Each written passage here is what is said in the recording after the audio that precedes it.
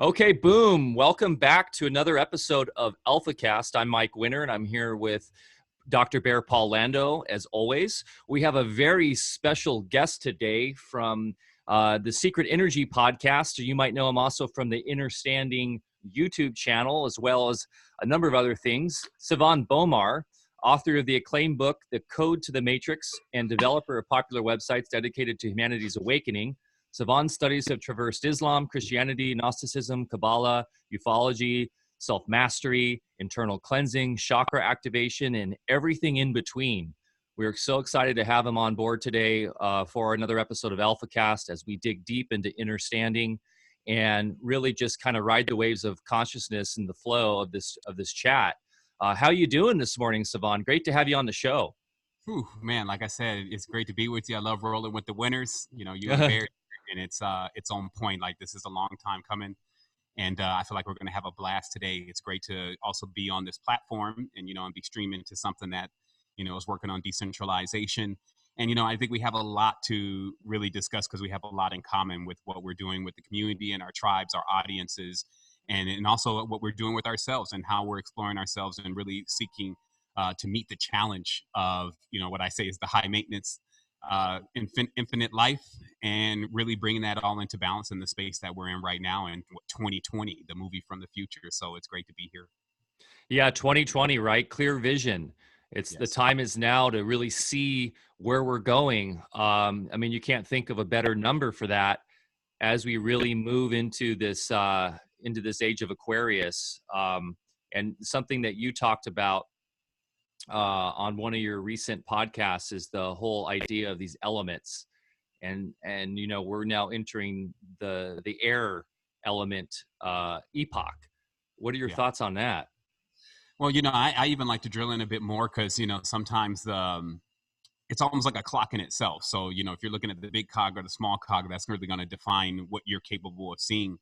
And especially when we're speaking to like audiences, I like to just be a little bit more refined at just understanding that we have these ages, and we've gone through the industrial age, we've got these golden ages, and it looks like we just came off the age of plastic. Clearly there's a bit in the ocean, right? And then now we're entering to this age of ether, and obviously all of our ages are always based on our currency, our economy. So even the plastic age, your credit cards, and I don't think people really realize I guess for business people, the miracle of plastic, and just ever watching some of those old documentaries and seeing how just the idea of not making things out of metal and wood drove the prices down and really equal dollar signs in the eyes of those that were involved in that industry. And then of course we start using the plastic credit cards, and then now we've morphed into something even new in this age. And of course we carry all those ages with us, but this is the predominant one. And now we're sitting here in ether, the Ethereums, the cryptos, and really also the discovery of the etheric body. All of that ties in together, and that becoming important. I guess I should say that because there's ancestors that have been looking into the etheric side of things forever. But it's for me a living experience because I've definitely tapped into not only a lot of knowledge and wisdom. I also have the experience. I've been on deck for 10 years just working with the conscious community, but really exploring spirituality on a deep level all my life. It was something that I had to be put into when I was younger anyway. My mother made it a prerequisite of even being in her house. And so because of that, after having all these years of accumulative information, I'm really always seeking to see how we can put that information into action and how we can ground and connect what we know into the time that we're living in and start speaking the language that more people are speaking. I know sometimes we address just the conscious community, but I remember maybe I wasn't at a time where I wasn't necessarily encompassed in that title, the conscious community. And then, so I always look to, well, if I'm talking to somebody, that's the people who are listening to me. So how do I get to the people who are not listening to me, and where are they really at, and where are our common denominators? And I find that we, of course, have so many, but what we have a tendency not to have is the unification components. And that's why I like what you're doing. And it's just because like sometimes we can complain that, oh, people are doing this, people are doing that, but it's also like, what is the alternative? So we too have to be prepared and to be acclimated properly to pioneer our own way, like to drive in our own path that others that want to harmonize with our vibrational frequency can sustain themselves financially, mentally, physically, and all the different aspects that create, life in this existence. So I definitely feel what's happening in these changes of ages, like lots of lineups happening. I think even right now, we're right in the session of another massive lineup astronomically. But I feel that also in my everyday life. So I always say that you want a 2012, you can really make a 2012 happen inside of you if you choose to line up. And so that's my approach at this. We breathe in and we breathe out. And I'm just, like I said, I'm elated to be calm with myself and satisfied with myself, because that actually allows me to do the most that I can for others. Yeah. Sevan, sounds great. First off, thanks for being with us today. I'm a little jealous, I have to say, because I'm looking through your window behind you and I'm seeing nice, bright tropical green. And in contrast with me, I'm looking at white. And I was up all night dealing with snow crap outside. And, we're off grid, so I have to deal with infrastructure and everything on my own just to get on the show today and wipe off the satellite dishes. But hey, glad to see you're down there enjoying the tropics. I miss it a lot. Costa Rica was one of our possible destinations a few years ago when we moved back to the mainland after years being out in the South Pacific. And, because I was an old surfing addict and my kids still surf down there where you're at. I have a lot of friends down your way. But hey, thanks so much for being with us. And I like the way you started the show today with just from the perspective of the age of ether, because ether, of course, is the transmutable intelligent substance that we can learn to interface with. And that's the intelligent substance, of course. It's called by many names throughout the ages, prana, what have you, that we can, when we get the hang of it, create directly what we want to envision in our world and in our individual lives. And what we talk a lot about on this show, and I really want to hear about what everything you're up to. And I've been looking through your site and some of your, your dialogues with other people, and you really seem like a kindred spirit. So it's going to be a fun talk today. And what last thing I want to say is we emphasized a lot that there's actually science that's been revealed on the planet today that, correlating with your idea of the age of ether, we call it the age of transmutation, because we actually understand how to technologically as well as individually interface through our own consciousness with that substance that you're alluding to, and to take us into a whole world, the next phase. I think that we're already in. We're just seeing the last of all the garbage that, is cleansing from the earth, just like a body that's going through a healing. Sometimes you got to bring all the stuff to the surface. I believe that's what we're seeing now. But we don't have to mine things from the earth. We don't have to be hooked into an energy grid. We don't have to earn other people's tokens in order to earn a living. We've got all the technology, the know-how, and most important, what you talk about that I hear is the consciousness in order to tap in and do whatever the heck we want. We just have to change our mind from the engrams that have been implanted with certain vested interest, of course, telling us that we have to envision their reality. So I'm just going to sit back today and listen to you, and I'm really looking forward to the chat. And what I love about these chats is we don't know what the heck we're going to talk about, and just whatever comes up, let it fly, and this will be fun. So thanks for being here. We really, really appreciate it. For sure. Yeah. Thanks for the welcome. It's always great to be amongst brothers and those that are of like mind and making this process happen. It's a work in progress. And it takes definitely some patience and some compassion, especially if you're a bit further along on the journey than others. But I feel like for sure with us all lifting each other up and getting that vision clear, and then starting to co-create that vision, we should really start seeing the quantumness of ether. Like we don't have to wait as long as what it would take for some of the other more rudimentary aspects of how things grow to take place. We can actually start these, what I call quantum solutions. But that does definitely involve us coming together. And because nobody really wants to work on this alone. I guess there's a kind of a predecessor kind of mentality of working, by oneself, being kind of the ultimate connect and making sure it happens. And even sovereignty kind of feels like that until you really get into it and realize that, It actually has to do with just turning the energy inward and then utilizing what you gain from that aspect to let that become your radiance and let that become, how you're even designing. I just find personally that every change that I make to myself, that it equates to what I end up doing externally. And when I have that switched the wrong way, then I face only disappointments. So me just continuously tuning myself up. And then also, I always say, instead of like the guru approach, even though I have many people that listen to the message and have grown from the message, I always feel like that this is more like a personal diary. And it just so happens you snuck in and you got my diary and you're reading it, versus me just talking at you. It's more like, hey, I'm on this too. I got to make these changes too.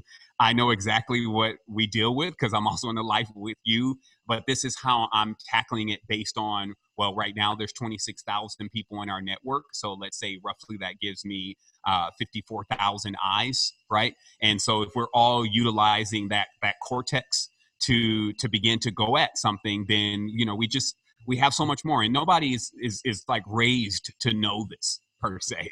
And that's another thing. We're all coming to learn new dynamic ways of how to utilize even the resources that we have within us. And so this is an adventure. I would love to look at it that way more than any of the other aspects of things. And the universe is a university, as I always say. So Earth is one of the classrooms, and I'm looking to, graduate with honors here and earn as many space credits as I can, by assisting the beings that are here in their expansion. And so, yeah, it's great. It's great. I'm like, I can go anywhere with this. I know anybody who's familiar with my message, it's like, I can really go anywhere with this. So I always, look for the guidance as to, where we want to dive in at and what feels comfortable in the space. It's obviously, what is it today? It's Thursday. So, we got Jupiter going on as far as the energetic movements and the numbers and all that kind of stuff. And so I pay attention a lot to that now. I think in my neophyte days, I was really way more haphazard. Like I just, I do it like I want to do it, the rebel, the maverick. And now, because of learning so much about nature and the cosmos and my body and all the ancient knowledge that was tied into that, I really have a lot more respect for when you're riding with the sails. Like when you're just using the sails on the boat, you don't even have to engage the motor. But if you're trying to go upstream or you're trying to go in your own direction, now you got to engage the motor. So now you need fuel. Now you need you need the motive and all of that other stuff to get you going. And I won't say that I don't have to tap into that, because it's just like sustainable power. Every now and then you got to turn back on the real stuff because your stuff ran dry. But I'm working more consistently, and those that are around me are working more consistently on allowing ourselves to stay in the cosmic force and the cosmic energy that's moving through. So that way we just use ourselves, and we already know that we're going to eventually hit every place anyway in this 360-degree cycle. We're going to visit everyone. And so there's no rush. It's just about being here in this moment and being able to really absorb and share as much as we can in this unique space and time. So I'm always looking to dial in that way. Yeah. As above, so below. You hit it on the head there. What's going on the cosmic levels going on inside of us. Yes. And I guess what you're really explaining is the flow, right? Just going in the flow and understanding, like, we try to fight it all the time. It's our ego, and it's our Enneagram program that we come into this reality with. But I think, the masters, that's what they're so good at, and we look at martial arts and we look at all these other great practices that we can get into, from breathwork, yoga, qigong, etc. And it's all about getting into the flow and just going with the rhythms of nature. And I think it's never been more important than really just tapping into that energy and into that flow, not only on a collective, but also as we talk about our own individual sovereignty, because that is going to free us to really have the experiences we need to be able to grow and to be able to, as you say, graduate with honors in this classroom. For sure. Absolutely. Like I said, the journey itself, the map is not the terrain. So, how that plays out every single day, that's what I call the balance, because, we jump in with the intentions to do what we, are supposed to be doing to benefit ourselves as much as possible and staying balanced. But it's an everyday thing, right? So I can't say I win that battle every single day. But I'm starting to eliminate the enemy. And that's a whole nother aspect of the consciousness and what the consciousness can be morphed into. And that's actually appreciation for the entire experience, just in understanding what the overall goal is, and even tasting the overall goal when you go into certain spiritual states. So, like let's say even nirvana, when you're starting to taste that, you can't actually feel anything. There's no more differentiations. There's no more light. There's no more dark. There's no more any of that. And it's interesting because if you fully activate it, you can't really come back into this. It's like you having a situation happen in your life that you'll never be the same from again. And so because of that, I start looking at life more now as that, even the sadness, you'll grow to appreciate how the sadness brings joy. And you'll grow to appreciate how this whole thing is really configured, from the yin yang components that are within it, because the graduation component, when you're out of the body, there's no more governors, there's no more organs, there's no more celestial bodies, there's no lords, there's no anything having effect on you. Now, it's like you can't even explain what that's like. And I talked about this in a recent show that I did, but it's just like, enjoy this now, enjoy what you have now, even if it's not necessarily what you think is having a great time, because to have the great time, you also have to have the bad time. And then you're calibrating this. So then you can figure out how to really start working with that in between. And so, yeah, like I know you talked about crypto a bit, and, we see, the market's, doing something over there, it's kind of always cautious about, what's happening. But, just overall, like we saw even CES 2020, we see this idea that's continuously coming forward. Like I see this communal energy pouring through everything, and you always watch every industry gets involved. This is why I really see knowledge as universal. I see people as also being kind of tied into a bigger machination that says, yeah, do this. And then they kind of do it their specific way, whatever their uniqueness is based on their fingerprint. And so I see these companies such as, let's say, I guess that's Toyota, that's building a new autonomous city. I think the other one is Astara or Astona or something like that. And it was already built out there in Afghanistan.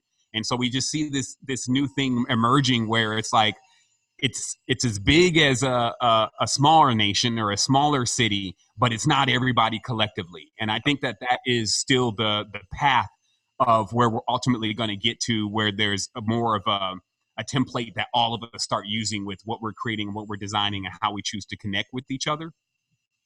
And and I think one of the most important aspects of all of that, just from my personal past and experience, is learning how to communicate and learning self first, and then learning how to communicate, because you can get on a big project or a big co-creation and totally have it fall apart, even 70% done, 80% done, because of disagreements with personalities and this kind of stuff that goes on. And, just when you get people together. And so I kind of agreed, especially in life, that I wouldn't really jump into any more major ventures, especially with others, until I figured that out, because it just kind of seemed like a waste. And so, I was happy to really start finding systems that were ancient that started really letting us know, at least for the body ID. I heard you mention Enneagram. We have one that we call Enneology, and then there's Joydish numerology, and there's other systems that have come out. But, just diagrams to, if 80%, or let's say 70, let's just be cautious here, 70% of what you're about, how you act, what you do is already written. At first it's kind of like humbling, because you realize maybe then most of you is not so unique. But then it's also very refreshing, because you get a chance to actually start on what you need to be focusing on versus what everybody else needs to be functioning with and focusing on. And so that's what we're doing now, is that we're pioneering, because it's also 2020. So how you're getting that information, is it a push notification? Is it something you're sharing with live people? Is there a private operator for you to discuss your personal problems? So how that all rolls out is actually something that we're working on now, but we see it as very instrumental to being the glue to these aspects and what I would say is desires and endeavors that we all want to embark on. But this has been going on since Mount Shasta. Like I have this really refined way of looking at the past and seeing how much I can extract from there before I start working on what I'm doing now. And so when I had an opportunity to spend a lot of time just personally in examining the conscious community, myself, everything, one of the biggest things that came up is how long we've been working on this community. and many of our aspirations dealing with the government, sovereignty, land, and all these different things. And I think Bear is coming also from that background of realizing just how long we've been, waving this flag, or our own conscious community flag, about what we want to do.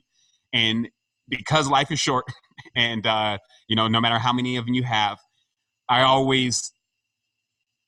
kind of function in a way where I kind of like, I like functioning with the fire behind me. I like, well, you don't want to end up like that. And, one of those is you don't want to end up working on something all your life and then getting this tunnel vision to what you're working on. And then somehow in the end, you don't end up achieving what you set out to do. And if that could be caused by your just lack of oversight. And so now I'm just looking at, our connection with each other. I'm looking at the community. I'm also seeing how big commerce, big industry always is diving in. You're seeing even mindfulness. It's like a $1.8 trillion industry. It's worth actually more than crypto is, especially right now. But that there's this mindful movement that's happening. And you see others that are already acclimated to just the whole marketing machines and how to get that going, but still that same, like, okay, are we just going to repackage this and do the same thing over again? Or are we really going to get some change, and how are we going to bring that change about to where it's going to be beneficial for everyone? So again, that's what I got going on. The infrastructure, I think, is important. You're mentioning, like, was it Toyota or somebody coming in and creating these smart cities or whatnot? I think what's the big revolution, and as one, we're seeing this consciousness, revolution right now with all this amazing development on platforms like this, where people are talking about these things in a massive way, and people are working on themselves. Like, people are really into this right now, which is important. That's part of the equation, as you were saying. But the other part, what I'm really into is the idea of open source everything. The idea is that we don't need patents anymore. We don't need these control grids over ideas. It's all about abundance. It's all about sharing and being cooperative, and having these systems built where we don't have these corporate entities that are based on profit running these systems, but we're taking these ideas of consciousness and we're applying them to business in a way that's more holistic and more true to how humans really are, that we are creative forces. We're not meant to be in a 9-to-5 job in an office. We're meant to be out creating and finding our true kind of path in life. And that can actually lead to way more profits and way more abundance and way more, evolution in terms of growth and all that. And that's something that Bear and I talk about a lot, and what we try to really embrace with our own business and what we're doing with Alfa Vedic. So I think that's a massive step that is slowly starting to happen, but we're going to need massive change. And it might be something of collapse at first to make that happen. But these corporations with the patents and the honey traps that come with that, and all of this control, it needs to go bye-bye. Yeah. One of the key obstacles now is technology, because technology, even though it provides certain conveniences, we use technology in our circles right now where the technology does not require electronics or computer interface, but it does require an interface with your consciousness. And this, I don't want to get too technical into it now, but it allows the operator to merge with a real technology that actually is in use in medicine. Something just flew across your screen there. Looking at that. Oh, is it? Uh-oh.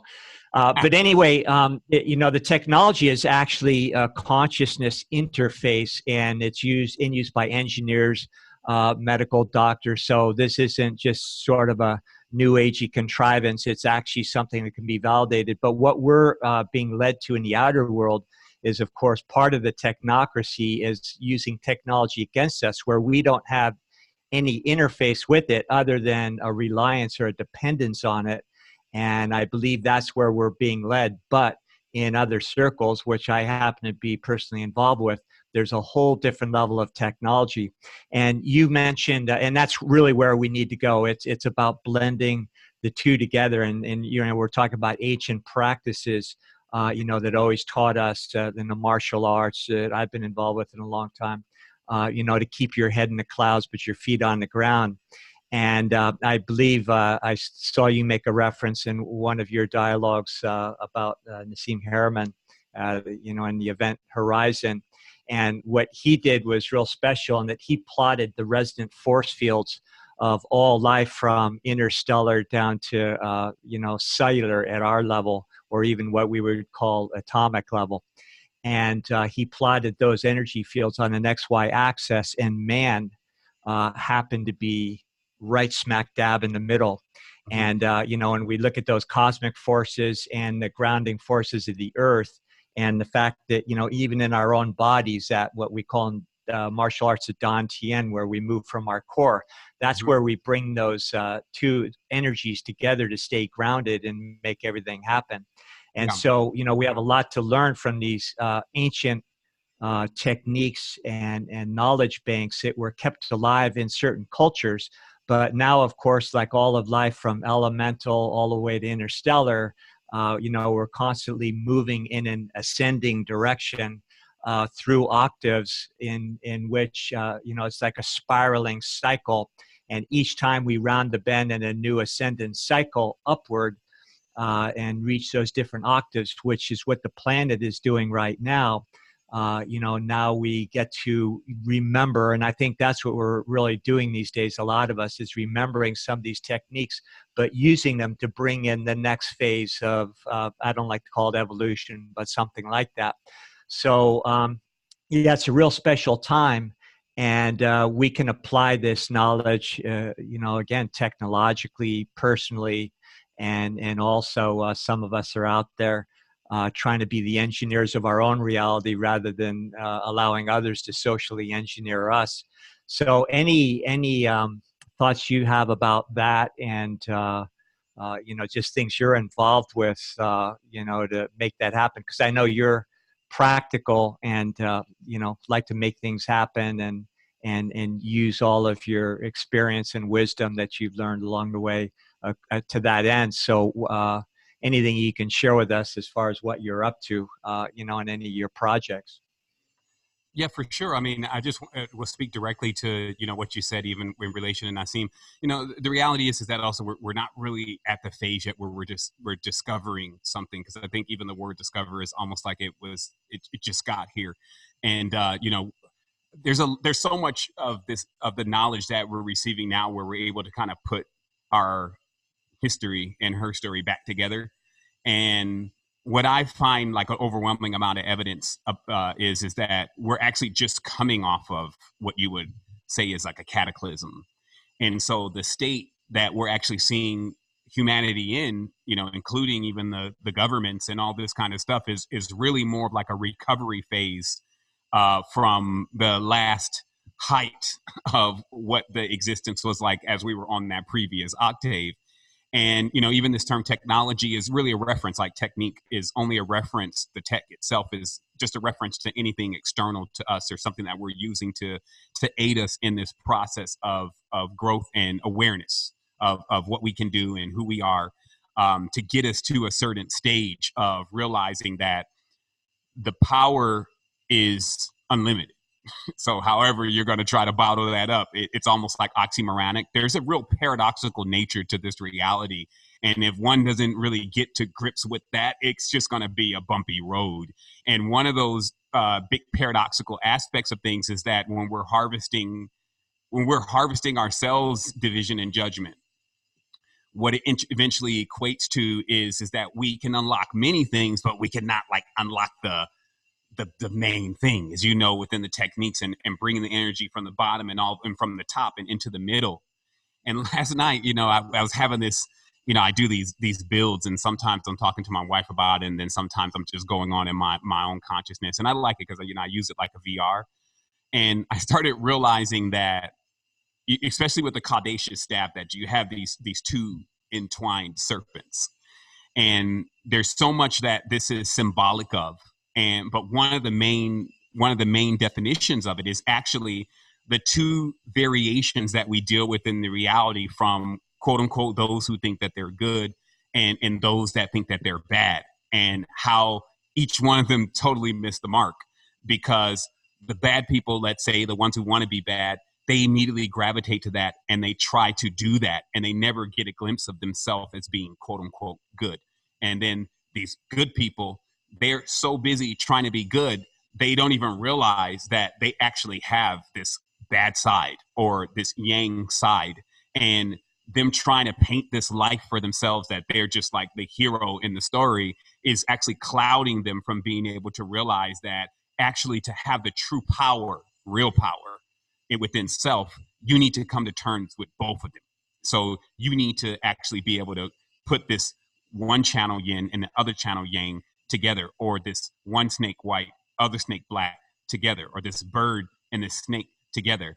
And that is the big challenge, because that's not necessarily something that someone can do for you. I mean, there's gurus, there's equipment, there's all these different things, there's techniques to be able to do it, but ultimately you are the one that hits the switch, right? So what I do is I try to encourage not only others to do that, but also make sure that I can weed out this nemesis, because I noticed that that same aspect of things seems to pop up everywhere. That now that, you know, it's like one thing is cleared up, now here's a new thing. Now it's these guys, now it's these people.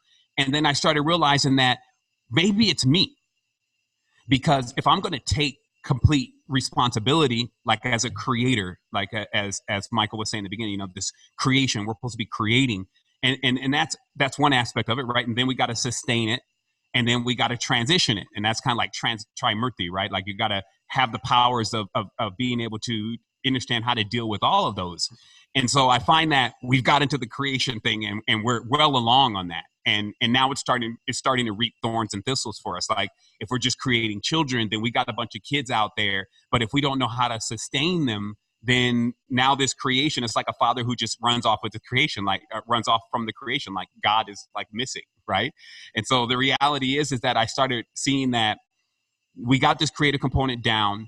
Now this sustaining aspect of things must come into play. And that takes a lot of compassion, because as a parent, you witness generally the child, and, you know, as being a father myself, you witness the child do stuff like that is just totally what we were perceived, especially in our consciousness, is off. Like, even demonic somewhat. But we start realizing that is that we first of all recognize that trait was within us until society decided to tell us that was the bad one. And then we also start seeing that this is like a natural process, especially if you hang out at a school, because even a conscious school, you know, because some people say, well, yeah, it's going on at the public schools, of course. But even the conscious school, you watch kids do stuff like, okay, he's not getting it. Johnny's not getting it. And then you start realizing, well, maybe you're not getting it. Maybe what's happening is that, you know, you have to be a little bit more flexible with your reality of what's actually happening here and how this was put together in the first place. And this, of course, is me talking to myself, right? And so I started looking at the machinations of what put this reality together. It's multiple layers, which metaphysics does a really great job of explaining to you. And then maybe, you know, again, a little UFOlogy will let you know kind of like the last seeders of this particular system and, you know, where we are at this point. And then you see still like within yourself, just as we can see with children, the drama, which I call the dragon mother, the dramas that happen anyway within just a family structure, like the jealous uncle, you know, when your father is a king. And so that obviously means that his brother didn't become king. And then the father is ready to leave his throne. And this is, of course, just in a patriarch. The father's ready to leave his throne, wants to give it to his son. But the uncle's like, well, shit, didn't get king in the first place. So if he leaves, I'm going to kill the son, because I'm going to take that time back and be king now. And so it's just like realizing that there's this human nature, if you may. And it's really just nature. I wouldn't even call it human. You know, this nature itself, and how to work with this nature and start to realize what's going on really in the cosmos, because that's where things take place first. And then instead of being jacked in as like the as below version all the time, like I'm just like a shadow or a toy soldier acting out what's going on in the big picture, let's say, starting to take that responsibility, like I created this. And now as a creator, I got to accept, you know, what went well and what didn't go well, because anytime I'm like in a laboratory anyway, like I work in engineering a lot, I'm always building stuff, 3D printers and this kind of stuff. But when we bring a new machine in, we look to make mistakes first. Nobody is actually imagining that this machine is going to be perfect out of the box. We print something first, see where the offset is, and we start making our adjustments. And so reality kind of has us on these notions that are completely false. And this is, of course, fed to us by the society that we're living in.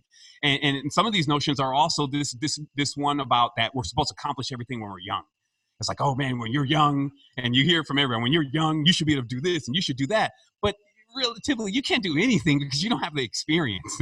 And only until you actually reach a more matured stage will these things start to become applicable for you. So also, if you're aware of that, then you're not trying to like overdo yourself, which you can get in trouble. You can strip your own gears. You can, make things happen for you in a negative way that you can't even recover from rapidly. If you just really knew that it's going to really be the latter form of your creative experience here on the planet, that you're really going to get into this, and that you're not really going to feel or get old unless you project that on yourself, and that you need to actually spend the time in exploring the good and the bad, the black snake and the white snake that's moving through your body, and then watch the reality from even the racial divides and how they act out in these subsets in order to hold that space and that vibration and that frequency, which is their purpose, and the universe loves it. There's nothing that the universe is like, we got to stop that, because that's not even how it functions to begin with. And then moving out of this childish nature, and like I said, then gaining that ability of saying, okay, now I'm going to be a part of the continuum. I'm going to be a part of what, once we get to, once we start this awareness of seeing what's happening, start building and implementing these different tools that actually work for us in the time that we're living in. And so for me, when I was able to see that other aspect of myself that I didn't want to see, and it starts to, in society, make us feel uncomfortable with ourselves to admit that we have these sides. It was only then that I could actually assess my total power and my personal, let's say, history, ancestry, but on a dinonucleic or astral level, like I was let inside of it. Because, the joke's kind of on the human beings at this stage. Like, if we can't see already that the body is more complicated than anything that we've ever produced thus far, we need to be comfortable with realizing that whatever put that into play also is aware of what is actually going to continue to happen with the human experience. And then, like I said, this is a step-by-step process, because then that final phase is, oh, I did that. There's no what came first, the chicken or the egg. It's like, all right, so I'm the one that created the language. I'm the one that put the world together in division. I'm the one that exists in division. So why am I doing this? And it's because we're stepping down. We're actually making making infinity like a bite-sized morsel.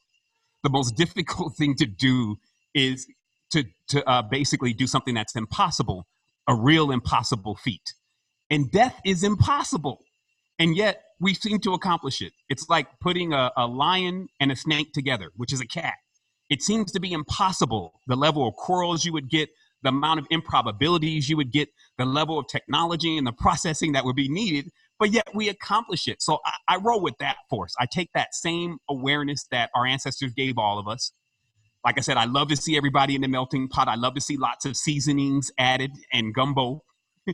And then I feel like that if the worst thing that can happen here, which is death, somebody gets killed, which is an illusion anyway. It's like Mario Brothers. You blink for a minute, then you come back in again. Now we can kind of ease into the skin a little bit more and start realizing, how we exist as all of these things. And what we're really looking to do is actually bring it into harmony, which is like the center column of the Caudacious. So that's what I'm saying. It's like that step-by-step process, though. Like, I'm good. Oh, man, I'm evil, too. I guess I got to end up accepting that. All right, I'm good and evil. Now what? Steam. Now I can put myself into this balance. And then now I can grow from here. And I think that's maturity. Like, I'm sure what I'm saying, resonates, because that's the difference between, let's say, the immature, whatever that subset would equal to, and then the mature, like, well, I've seen this now based on experience. And instead of me scarring myself up, I'm the bad one, I'm the wretch, I'm the evil one, we do it all wrong, we're never going anywhere, which is actually a solar mentality. Like, a lot of people don't understand that. They love the sun so much, but the sun is really the I-ness. It feels alone. It's the only one. The same thing they sell in the tradition of the sun god. And what that also creates, though, while it creates innovations like the Zoroastrian tradition, which is like the origins of that, even the solar calendars that we're using, it creates innovation, it creates change, it produces results, but it also has these drawbacks. Just as the matriarchal, which everybody wants to go back to because they just love the whole thing with the divine feminine and all that. They want to go back to matriarch, but they don't realize that if you go into a matriarchal scenario, even right now, because you can go and visit Alkebulan or Africa and you can see matriarchal societies that are still running. If you participate in anything, even dinner, a ritual, anything, if you do one thing out of line, oh my goodness, it's like you may be banished. And it's because that one is a lot less conforming. So we have a conforming one.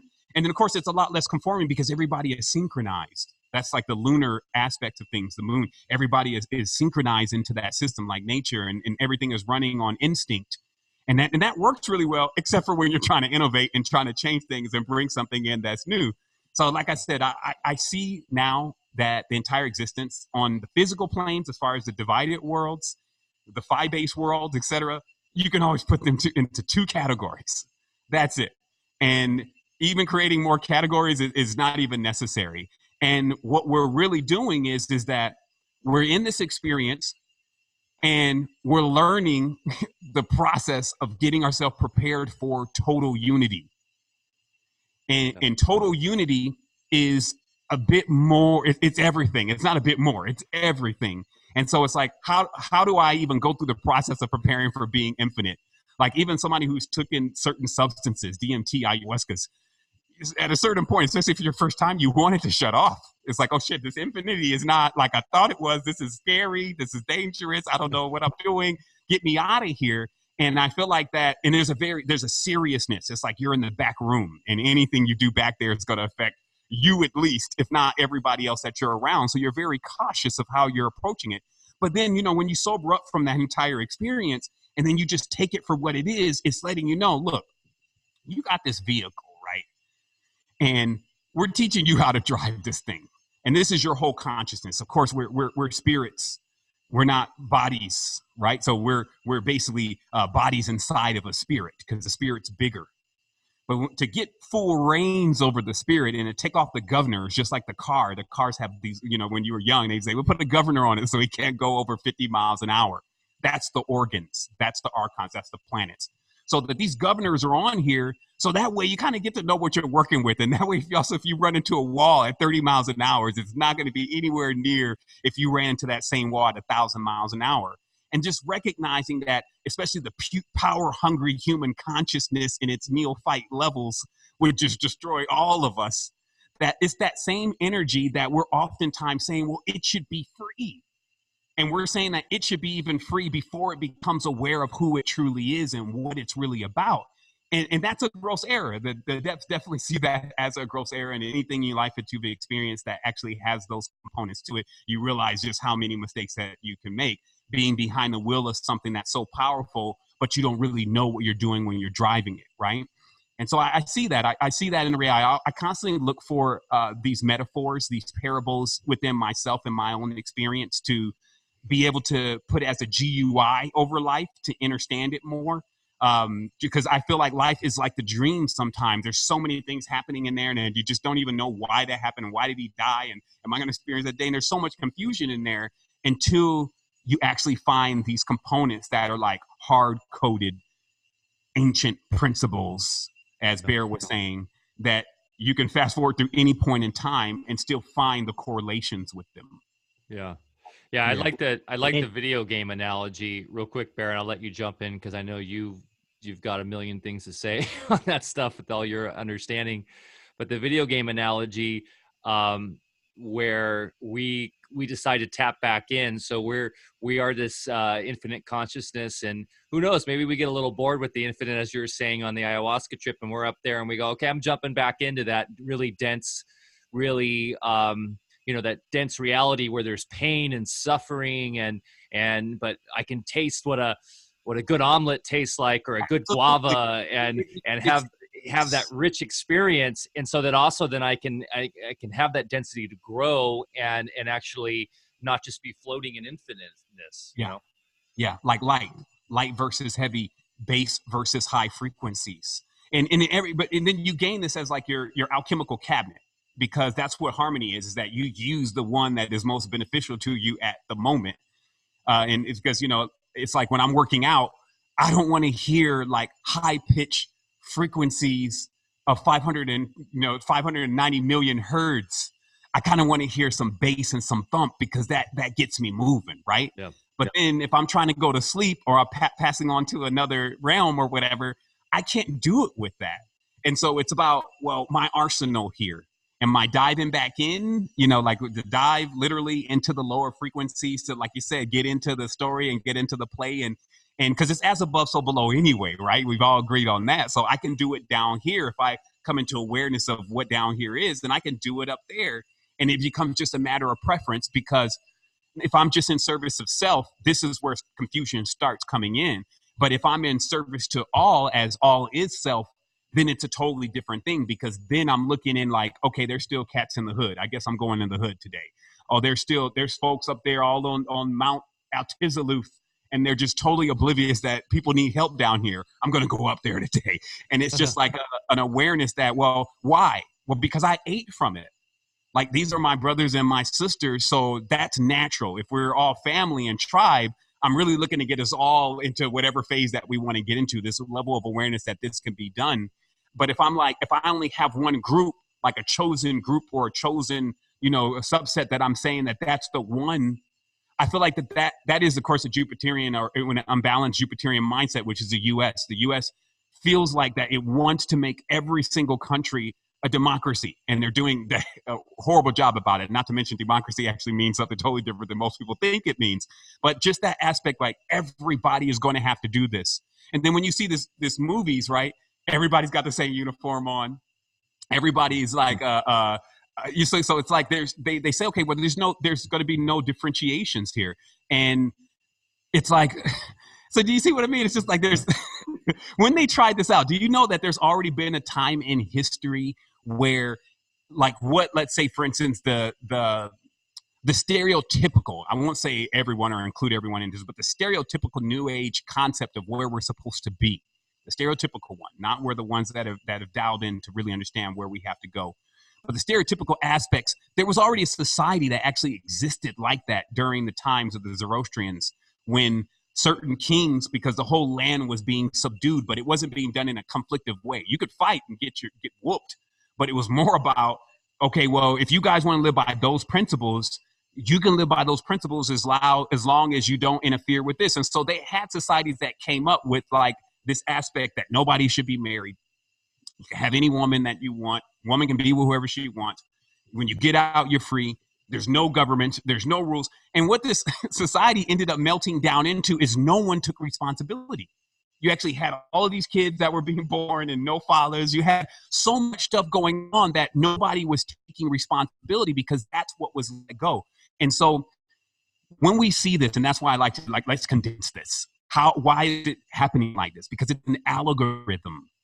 It's an actual algorithm. It's the days of the week, the order that the days of the week come in, the planetary correspondences to those days of the week, how that actually matches up inside of our body. And each purpose at each day of the week, each archetype, if you may, has a specific purpose. And just like a play, no one really overlaps. Like, I don't need two of the same characters, but I'm going to need all the characters.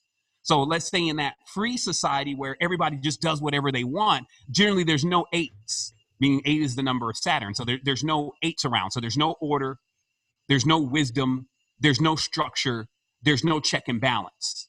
Now that's 8 when it's balanced. But then there's the opposite side to 8, which everybody's aware of. That's the Satanism, the lead, the killing people, the death, the misuse of the secret knowledge, and all of that. And they seem to be more familiar with that because that's what's being pushed. And that's the imbalance of being pushed. But it's like, but those elements have importance here. And nothing, since there's koala bears, and there's uranium in this, the creators of this space saw fit to actually include every single thing in this space for a reason. And so it's almost like when we figure out that reason, we graduate. When we fight against that reason as if we want to change it, as if we could change it, then we just kind of keep flunking out life after life. And I just found that also there's penalties to that. And the penalty is that the more you, what I call scar yourself up or mar yourself, because a lot of people they feel like they're martyrs for this kind of stuff. The more you scar yourself up or mar yourself, the more division you start to create within yourself. And when you start dividing yourself and altering yourself, just like they say, altered state of consciousness or altered personality, when we reconstitute you, since we created everything, there's little to work with.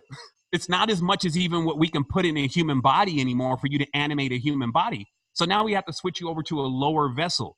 These are the consequences of not realizing actually what's happening here. So it's a great thing, though, that we all get a chance. Like I said, we'll eventually visit every single space. So we all get a chance to oscillate through what I feel like is the 9 paths, as you mentioned, and then start realizing how we can become whole, starting to realize that how 1 equals 2 equals 3 equals 4, and how these blend in together, rather than that one is standing there by itself, I'm the only one, and then that it doesn't somehow slide into 2.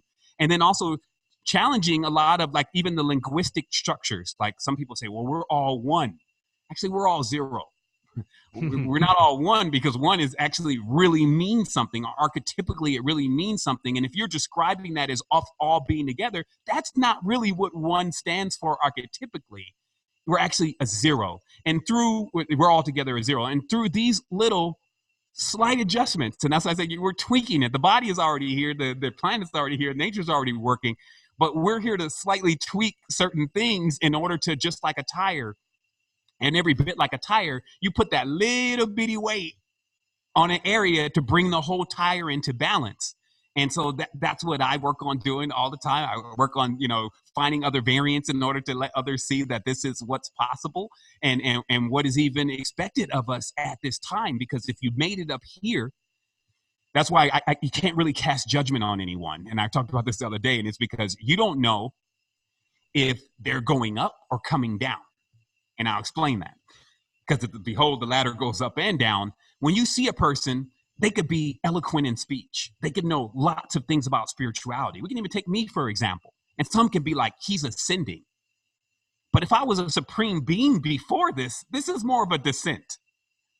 You see, so I don't have that personal data about someone, so I don't know. And also, likewise, if they're just really getting on your nerves, pissing you off, it seems like they're not even getting it at all. But they were a demon before this. This is an upgrade for them. So you can't really say where people are at and how they're progressing on the journey. You can only say that when they come down your road, when they come down your path, that what you're going to give to them is this balance. And it's not going to be from an instructional, this is what you should do. It's going to become from an example, like a template. I feel like even now with the sustainable communities and things, like I put a lot of work in now on templating stuff and just getting, like you said, you love open source, getting it ready for everyone. So when I say, like, I'll go to a community, right, and I'll be like, okay, so this permaculture is dope. So what kind of seeds do I plant to, like, get my first permaculture thing going on? And then there will always be like this moment where you realize that they haven't put that data down. Somebody that knows all that came in and just said this here, this here, this here, but they never really thought about, well, what about we just have a permaculture kit? And then when I order the kit, instead of doing all of this hard, heavy lifting of the trials and errors that you as my brother and my sister have gone through, I can just start from where you are, like what we do when we read books. This author took 20 years of his life trying to experience this. And now he's putting it in one book. You read that one book. Now you have 20 years worth of experience and you can grow from that.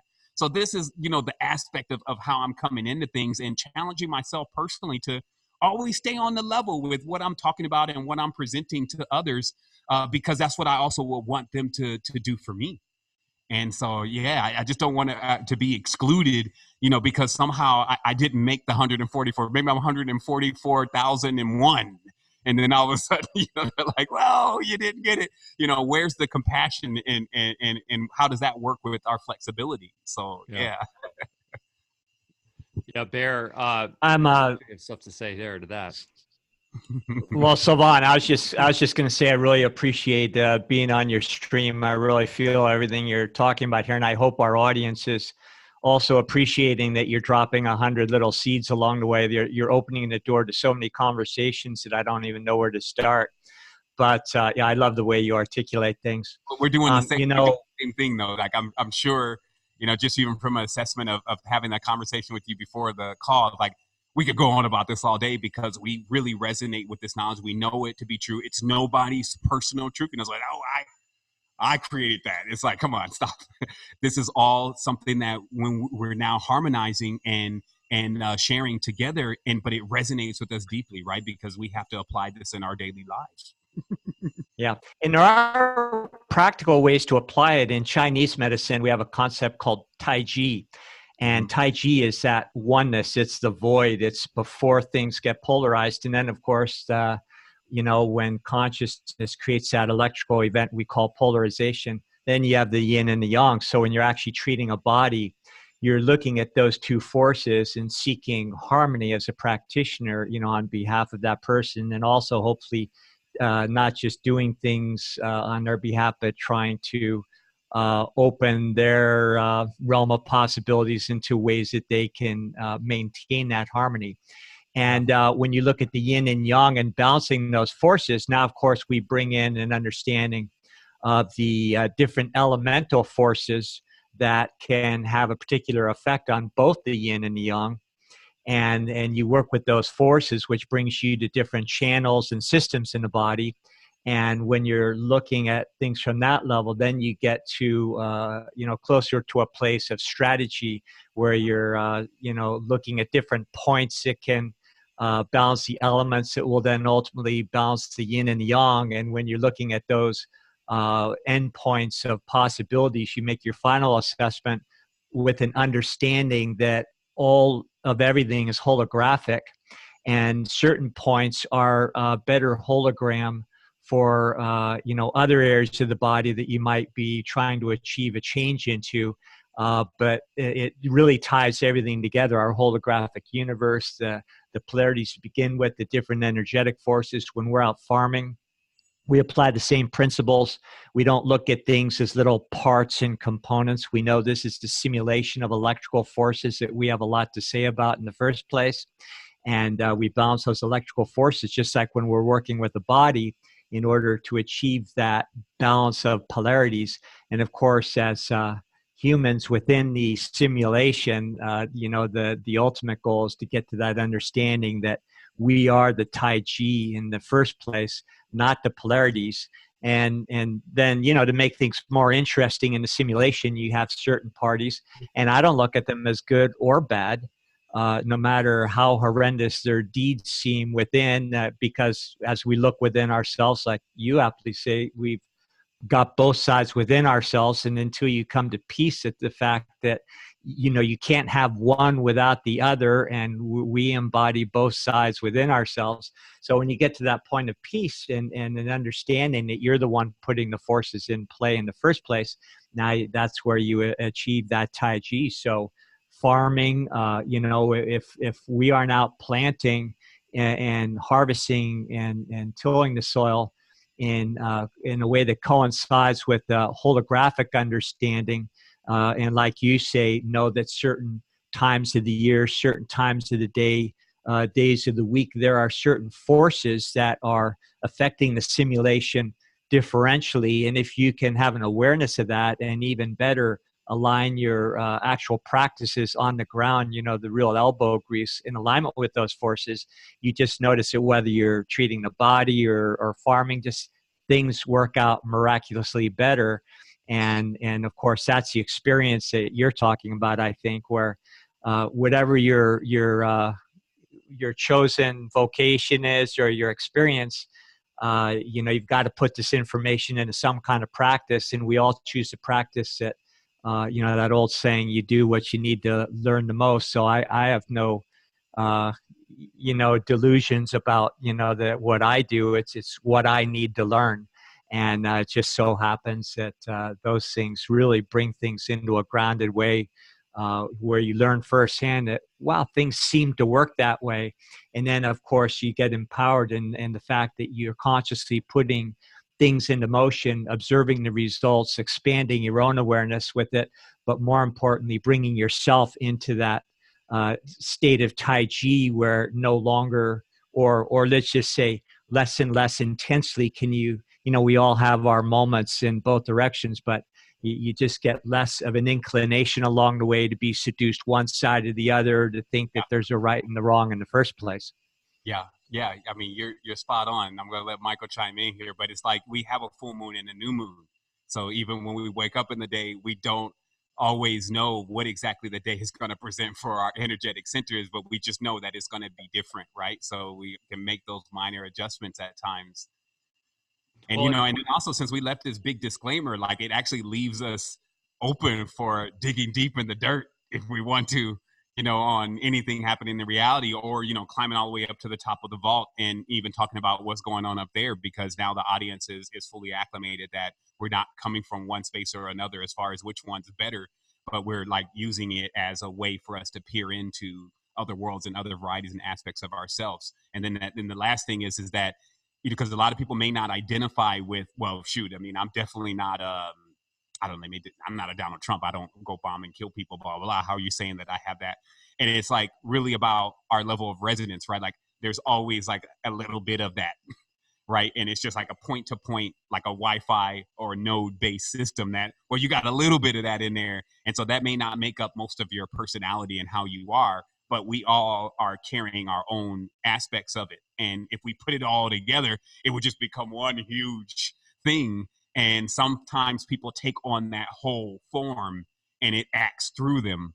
But the harvesting itself and its point-to-point system exists within all of us, right? Yeah. I mean, and it's really what's great is once you have this expanded awareness, the fear goes bye-bye. Mm-hmm. And it's the fear, I think, that's the major driving force still in this reality. But once that fear's gone, then we can start playing. And that's what you're doing. That's what we're trying to do. I think this is a good segue to kind of get into some of the things we're actually doing. So, because that was one of the things that really attracted to me when I discovered you recently, is as a technologist myself, jumping into the Secret Energy site and this amazing new online community you're developing, because while we're all embracing the physicality of this reality, and that it's important to get your hands dirty in the ground, like Bear was saying, and grow your own food and go local, and this kind of idea of think global, act local, it's a cliche, but it's very apropos for where we're going, and I think it's really important. So being connected as a global village in a way through technology, I think is going to be extremely important moving forward as we develop our consciousness. To me, it's like the wheel before the flying pod, the wheel being the internet, the flying pod being us being literally mentally tapped in together and psychic. And I feel like that's where we're going, where we're going to untap this ancient technology, as you said, in our body, which is way more expansive and complicated than anything we can create. And I believe that in the future, we will be psychically connected. We will be doing things with our consciousness that are far beyond anything we can even imagine right now. But right now, we're still kind of in that caveman technology of the internet that's allowing us to do that. And it's not transhumanism that's going to be the way. It's not us putting the machines inside us to do that. No, it's going to, by being connected, we're going to figure it out, and we're going to all come to our pure sovereignty and then go, whoa, actually, I can doing these different techniques and growing in my own consciousness. Now I can hear what you're saying across, as you say, quantum, across the world, and we connect that way. We don't even need the technological interface anymore. Yeah. But right now we're in that ground zero where we're still developing that. And so we have Secret Energy. We have what you're doing, and you have what we're doing and interfacing with a permaculture guild up here. And, you said something very interesting about the permaculture thing with the seeds. You're dead on. Like, there's all this great knowledge that all these people have.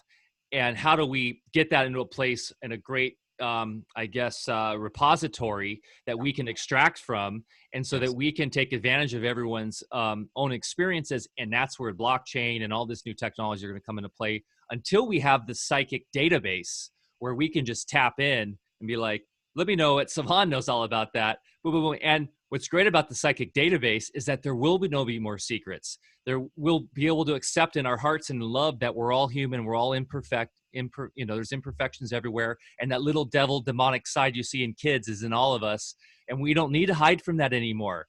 And it will help us grow and get out of these.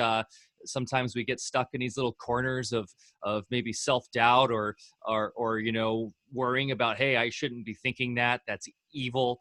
And anyways, as we're all moving towards that, we have to make these steps forward with our hands, with our minds, building stuff, being a creative force. And so we have secret energy. Do you want to go in a little bit about that and what kind of Sure. led you to developing this, and maybe talk about the mindfulness app too, because I know you're involved with that.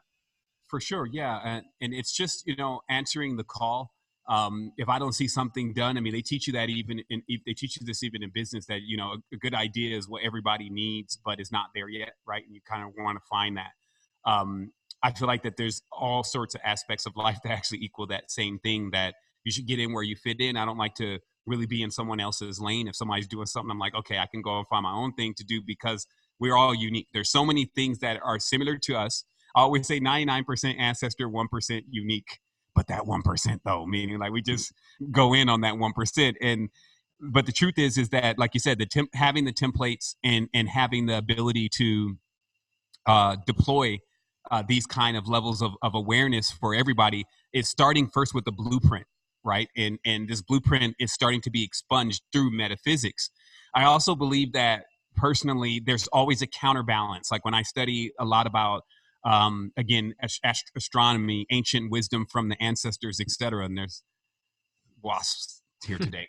So the ancient wisdom from the ancestors always gets into the counterbalance. Like Sirius star system, that one of the stars is always known as weight.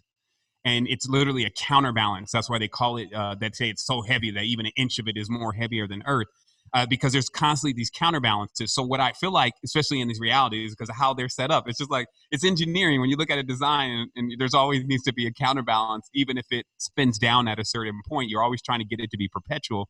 But this one has a little bit of entropy. So figuring out the counterbalances and how they play out in the reality really says that by the time that, singularity starts to become a common household scenario, because it's already here. Neuralink is already accomplishing that. Palantir systems are already online, but it's not something everybody is aware of. Just like organic consciousness is already here. We're already seeing each other in the dreams, even if there's a film there. I'm even teaching people in the dreams. I'm getting that all the time from others that say, oh yeah, you showed up. I was on this journey, using this substance, and you were there talking to me the whole time. So we're already using it. It's just same thing as with singularity. It's not out there yet that everybody is using it. But it's always important for us to understand that they both come to existence at the same time. So that singularity where man touches this machine, how they always draw, they show the AI machine and man's hand touching it together, is actually the going to correspond with the other singularity where we're touching that higher self, or that spiritual aspect of ourself, and realizing that we can actually create things with these same oscillations and superconductors and all that kind of stuff that actually drive more potential into the human body, or create a pranic type of wireless power, but not, of course, on the same level of the grids and the mechanics that we're using now with the electrons, where we're just more getting into the elements, like Dynamo Jack said. It's not electricity, it's chi, where we're getting into, well, can chi be spun up? Can someone that is almost dying be grounded out in a way, or laid on a certain type of crystal that's configured in a certain way to re-energize the damage that has been taken in their organic structure? And in these technology, that's like, I stay on the tip of fringe. Like I'm fall over the edge of the fringe pretty much almost every week, just with what I've learned and what I explore and what I experiment with. Because the other thing is that there's this notion that even when you come up with a great idea, that there's going to be people there to help you try to get that idea out to the world. And nothing can be really closer towards falsehood until we get our industry set up to where someone is saying that is that's something that they want to invest in. That's something that they're interested in. And so what I had to do is I started to, as I was taught, like my mother taught us to make things. Like I know how to sew, I know how to do different things that the average guy wouldn't know how to do, because that was like the prerequisite of being in the household. And because of that, I was shown at an earlier age that it was one thing to sell something, which is like what we're really focused on a lot, like just selling a product. But it was another thing to totally make that product. And in the beginning, that didn't make sense to me, because I would see, people make the product and they would get paid these small amounts. And obviously, when you grow older and you see the books, you see that actually it's that person that's holding the resource and making the most money. But anyway, being brought up in that kind of environment made me go out and get the machines, go out and get the laboratory, and especially these days, since, a telescope that would cost I don't know, $10,000 back in the day is now like $40 on eBay. So it's just about also where we're setting our mindsets to do, because we can't do everything in the day, and we can't be a part of everything and think about everything. So we have to choose what we want to do. So I just started focusing on that and start seeing what was happening with the technologies. And ultimately I ended up creating a chakra suit. I created something that actually can drive the energetic potential back into the body from scavenging from the fields that's around us all, meaning that there's always prana going through the air, especially in nature and blue zones and that kind of things. And it would bring that energy and send that potential back into the body. And then the body would send the potential back into the suit. But the biggest thing that I realized is that probably nobody would buy something like this because it's not a trend, right? So I started seeing that, okay, I got the juice. And also, of course, it takes money to take something from a prototype to a consumer version, which was a hard lesson for me to learn and very expensive, costly lesson for me to learn when I produced the world's first water programmer, or consumer grade water programmer. And, it's beautiful. It's shaped like an egg. You can Google it. It's Phi Aqua. And then got all the way to the point where when the manufacturer was like, well, son, there's a reason why you see the devices around you that are square, like the refrigerator and all this, because that's the shape we needed in to mass produce. But what you've created, we can't even injection mold this. We would have to like one off this. And after being $80,000, $90,000 into investment already on that, just realizing, well, this is another dream that I got to hang up because I didn't think it through properly. So I started grounding myself out more and more and more until I realized that what we need first is we need a unifying component that everyone's uniqueness. It's like the standard consensus of just like what open source is. There's another value here beside money. We're saying that either this product that we're creating together, Wikipedia, whatever it is going to equal value for all of us, not just money, but applications, all sorts of stuff. So it goes further than money. And we're going to all lend our skill, because each person has some kind of skill, like a computer engineer and this kind of stuff, spiritualist, whatever. And then somebody else, woodwork and all this other kind of stuff.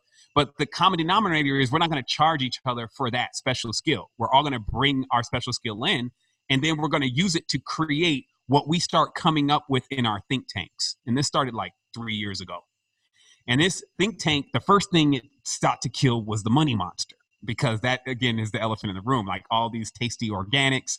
Even Costa Rica is a bit expensive. It's not Colombia. It's not Vietnam. Like it's pretty expensive here. It's almost as much as it costs to live in the U.S. unless you go off grid. So it's basically saying, well, we have a lot of brothers and sisters that are ready to make the jump, but they don't got the cash. And just, especially if you have a family, you can't just, a lot of guys are like, well, shoot, I can't just put my kids out there and I don't know where income is coming from after that. What are we doing here? So I wanted to answer that call first. Like, let's find something that we can start generating income and it'll boost all of us also rather than one person. So I started to, go ahead. No, you go ahead. Please finish. Oh, I was just saying, so I started to work with affiliation first. And this was basically conscious affiliation. We were already at a certain point, say how this all started. We started as a resistance, right? We even ranked number 2 on Google. That was even above the Resistance song and some of the stuff that was coming out, because the faction was like a ragtag bunch of vigilantes that was ready to make it happen on the metaphysical macro level. And there was not really an idea of becoming a store or any of that kind of stuff. So it started totally different. And it's interesting when you go back in and you try to repurpose that kind of thing into something else, because it's like it didn't start off in the way that it is necessarily now with offering all these different opportunities. It was something that we started seeing, well, first of all, if I'm recommending these products all the time, it's not that I don't want to recommend products like cleansing products to other people. It's that I got to send them to 3 or 4 different websites just to get the whole thing together. So why don't we just make some agreements with the people who provide that? We put it all on the site. So, and then there was the only prerequisite is it has to work. No fluff. This ain't no sales pitch. It's got to do what it says it's going to do. So we started with that. Then we ended up, let's say now there's almost like 100 products in the system, all bona fide, and even us pioneering certain products like monatomics because of their potential, but they're just not being an availability on it. And then what that got into was I started noticing that the structure of many of these affiliate organizations where the commissions were really low. So even with Kagan Water and these kind of organizations, you could never really sustain your income unless you were using that pyramidal, I sign somewhere up and somebody's always got to be the fall guy, versus a horizontal or horizontal aspect where we're all growing together. So I realized that basically I could raise commissions, not take profits, but make sure that we don't take losses on anyone that wants to represent these products, right? So that opened up, and it grew to like 1,500 affiliates. Like there's like 1,500 affiliates in the system, right? But then I started realizing, and this is how we work at this, like, well, if a person really knew how to sell something, they would definitely not be needing me. They wouldn't even need this kind of network, because I've been in high pressure sales when I was younger, especially in telemarketing. And it's, if you're a gun, which is what we used to call it, then you can sell anything.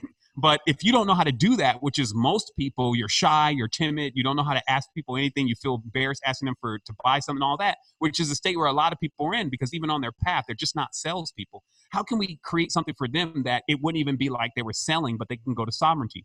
And that's where we created what we call unobtrusive marketing, where it's just sharing links to knowledge, information, not even the products. And that we take the responsibility that if a person comes into the site, they're going to enjoy things so much that at some point, if they make a financial event, even though that's not a prerequisite to being on the site, but if they make a financial event, you should get credit for that because you referred them to the site, but you didn't refer them directly to a product. And that was easy to do. And then continuously growing from there and saying, well, okay, we're still buying these products wholesale though. And that generally means off the top, 40 to 50%, it's got to go to somebody else. We need to create our own product where we can offer more commissions. This is how we work. It's like, if we can like offer $100 in commissions off of something that, let's say it's only $300 to begin with, which is our next move, and everybody wants it, now we can actually get these people who are involved onto with a pay scale that they can actually start leaving their job. And then we added another level to it. Here's another thing. How are you sustaining yourself? We call this a uniqueness. The uniqueness should be how you're sustaining yourself. It's like a mango tree grows mangoes. And it can do that, especially if you see some of these mango trees out here in abundance. So much that mangoes are actually evasive. People don't even know that. Like at the end of the season, right, there's so many mango trees. I even have to ask the yard, like, why did you cut all the mango trees? I said, look, man, you don't want, because once all the mango trees get on the ground, they start rotting. And then there's other animals. And I was like, oh, okay, right. Let's just keep these 20 that we have, right? So the reality is that when you're tapped into your uniqueness, you can actually produce that indefinitely. However, how do you explore that? Now, a lot of people think they know what their uniqueness is. They kind of know that it connects to things that you feel like you can do and you don't even need to eat. That's different than playing video games. It's like, no, I don't need to eat. I'm good. Just anything that you start doing like art or you're painting and you just lose track of time, you lose track of whatever you need to, do to sustain yourself because you're so engrossed in that, and you can produce it ad infinitum as long as you're not being worn out, right? So we started developing something to be able to unlock the uniqueness. And we're just rolling into this. A lot of the stuff that you see, even though the platform's been up for 10 years, a lot of the latest innovations, because we had to take down an entire site that I literally spent hundreds of thousands of dollars on, finally get it to a point where it was all working perfectly, to realize that it wasn't going to work out for what we needed to do next, and literally scrap the entire site and had to take almost a year to build a new one that was going to have that input output where we all can grow. And what this is really based on is that also we're in the future, and to be able to produce something physically, even though we encourage that, let's say if I'm an artisan, I may just sell like bracelets. Let's say that's what I do. That's how I make my living. However, when we're talking about buying land and we're talking about, making some big moves, you're going to have to sell quite a few bracelets, and you're going to have to probably sell so many bracelets that you don't even want to make bracelets anymore. It may take it out of you that you even like to do this anymore, because that also happened to me. Even like I wanted to do this big thing for humanity, and I work with computers really well, but after a while I was like, I hate computers. I don't even want to do this. So that's what happens if it's not designed properly. So I started taking my awareness of how the industries work and saying, well, you could create, let's say, instead of just selling a bracelet, which you can do, you can sell a course on how to make bracelets to assist those that want to know about that craft. And when you have courses, which are digital, this is totally different, because one, it's always creating this residual income for you. And two, you never know when someone's going to buy the course. And three, once you make that initial investment of time and energy to put that together, and you do your best in polishing it and creating value, it's going to be there for you, and it's not going to run out. But you need a place to put it. And this has been like a step-by-step process. But just, again, realizing that, okay, we're in 2020. People need to create something that everybody's going to be able to enjoy, even across languages if possible. Then we need to create a place where people are going to be able to come and see it. And we need to also make it so that it's not just us trying to sell your course. It's all of us. that if we know that your course is even a little bit more booming than what I got going on, and I'm sharing links to your course, because when people buy your course, I'm also getting credit for it. So we created this symbiotic ecosystem, and this is what you're really looking at. And it's like octopus. It has many different tentacles or arms to it, to what it can do, and people can use it for different reasons. You may just go in there, like we're about to boot up GeoChat in about 1 month. Our chat just came out of beta, but cool. GeoChat is like you just flip it on and you find the conscious people that are actually in your area. And you may just use it for that. Just you want to find out who's in my area that's on the same vibe as me. And so we meet all of what I felt like in this 10 years of me working with the conscious community and co-creating with the conscious community, what I felt like we needed, and how we can create something to where it wouldn't just become everybody's empowering Sevan and secret energy and what he's created.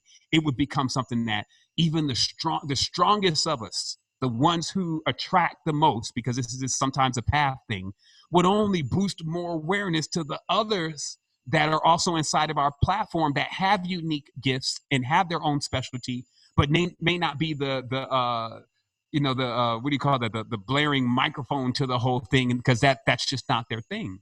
Yeah. And so that's really what you're looking at, is you're actually seeing a ecosystem that is designed based on the principles that look at Etsy, look at eBay, look at Facebook, look at YouTube.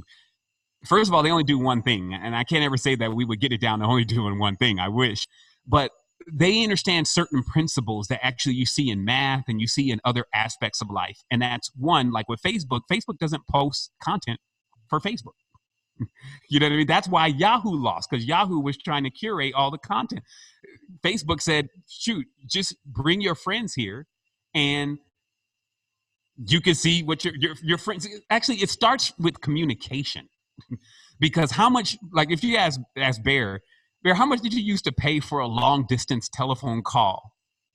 You know, like 15 years ago, it used to be like one of the things where it's like, oh my goodness, I can't believe that I'm paying so much for this, but I need to contact my people. So Facebook, they kind of put the video phone, they put the text message, they put all that stuff together, and it solves that minimal aspect of I want to communicate. I want to have friends in London. I want to have friends in France. But of course, they're exploiting all of that right now. And that's produced a situation where, you know, you got a lot of people there. They can't leave because they need that communication tool. But for us, we need to be aware that the reason why people are there is because they want to communicate. And we do have a big advantage as being the conscious community, because we can easily say, well, the real power is in numbers. Like, look at WhatsApp. I'm still yet to get charged that $1 that WhatsApp's saying that it was going to charge once it became big. I think WhatsApp is now Facebook. And it's just because people don't understand that WhatsApp is actually taking every single conversation and feeding into machine learning to learn how people function and what they do. And that's all closed source. That's not something that they mention to everyone. That's not something they even have to mention to everyone. But the goal is everybody is using WhatsApp. And the value is everybody is using WhatsApp. So I started realizing that instead of going for this low-hanging fruit, like my end sale of what I'm going to make, it's about how many people can I get to use this first. Like, we're about to launch Secret Energy TV, and you're more than welcome. And what it does is it says, well, we curate the content to just make sure that every single thing on this network is on the level as far as consciousness is concerned, but it's free. It's not a paywall there, like, okay, we're going to sell you courses right away, and this is what we want to do, like Gaia TV, where you can't even see anything unless you pay. And it's almost like what our brothers and sisters have done in this community, and even outside of it, if you may, is giving us examples of what works and what doesn't work. What I do is I take that knowledge and wisdom humbly, and I say, how can we do something better? How can we create something that fills in the gaps? Like what you're showing right now is, this is so powerful. It's almost like you don't even need to talk to us. You don't need to sign up. You don't need to do anything. And we have a lot of stuff like that.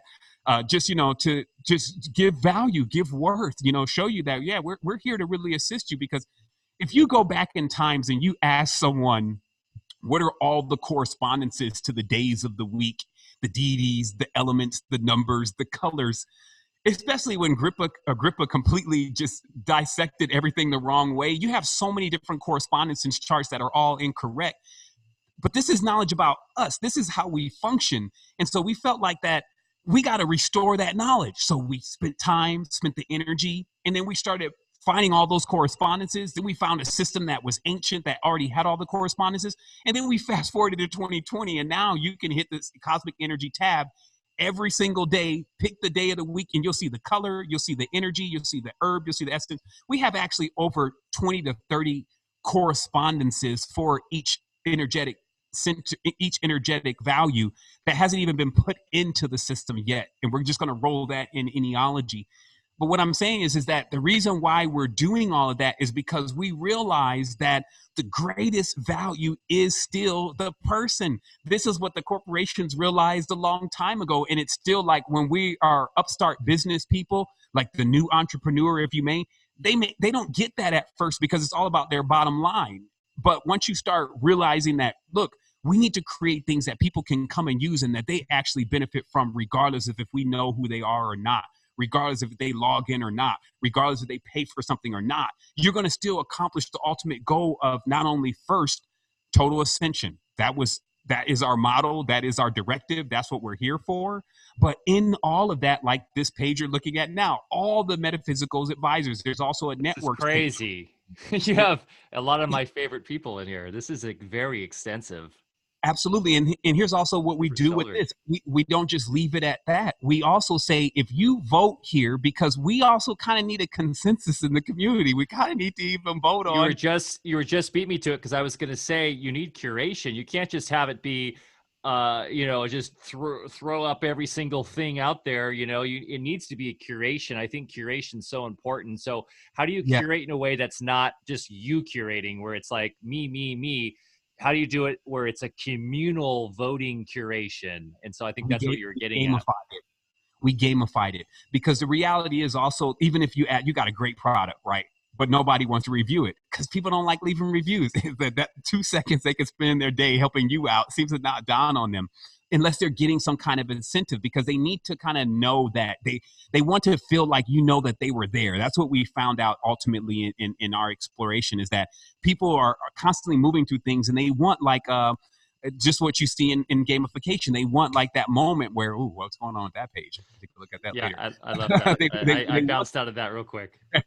They won't have to take that out because that's actually supposed to be working. But they want something where they know somebody says, hey, I recognize that you did that. So what we did with these directories is we put in a gamification where when you vote for someone, whatever you do, 5 stars, 1 star, whatever, we give you the points. And the reason why we call them ohms, and ohms are exchangeable for anything in the store. So basically the reason why we gamify this is because we want to, and this is now running, it's been running actually for a year, but we're about to reboot this page, like reset everything and then come out again, because this site is actually in beta, but it's almost out of beta. But what we want to do is that we want to eventually say, let's say within 3 months, here's your top 5 spiritual advisors for the month. And also, because we can't really exclude people from this, even networks that we may say, hey, this is some bullshit, but somebody may say, why isn't why isn't Deepak Chopra there, right? And so, but what we do is we let everyone else determine by their voting who they feel like is what's resonating with them. That way, as a community, we can begin to say and decide, okay, this is the person that is on the level about that kind of information. Even that page right now is going to be updated within 48 hours. It's something that our developers are building. And it's just now, since there's so many, it's like an ever scroll, especially if you're on a mobile device. Now we'll be able to click and say, I just want to learn about wellness, because that's the other thing. It's like not everybody is coming to learn about the deep levels of the occult knowledge and underneath earth and the creatures that move about and all of this kind of stuff. They just want to like, look, man, I'm just trying to get some natural deodorant happening here. So the relevancy is really what we work on, especially with the algorithms that we have inside of our site.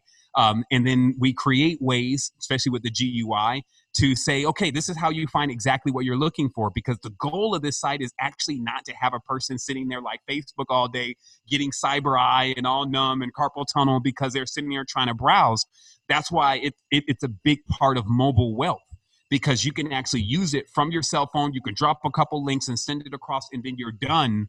and it's generating capital for you if that's what you want it to do. Yeah. And you're linking up because, you know, the newest trend with all the apps is really to link up. That's why the Tinders, the Meetups, and all these different apps are becoming the top trending apps beyond the TikToks and all that, is because you can meet someone in real life.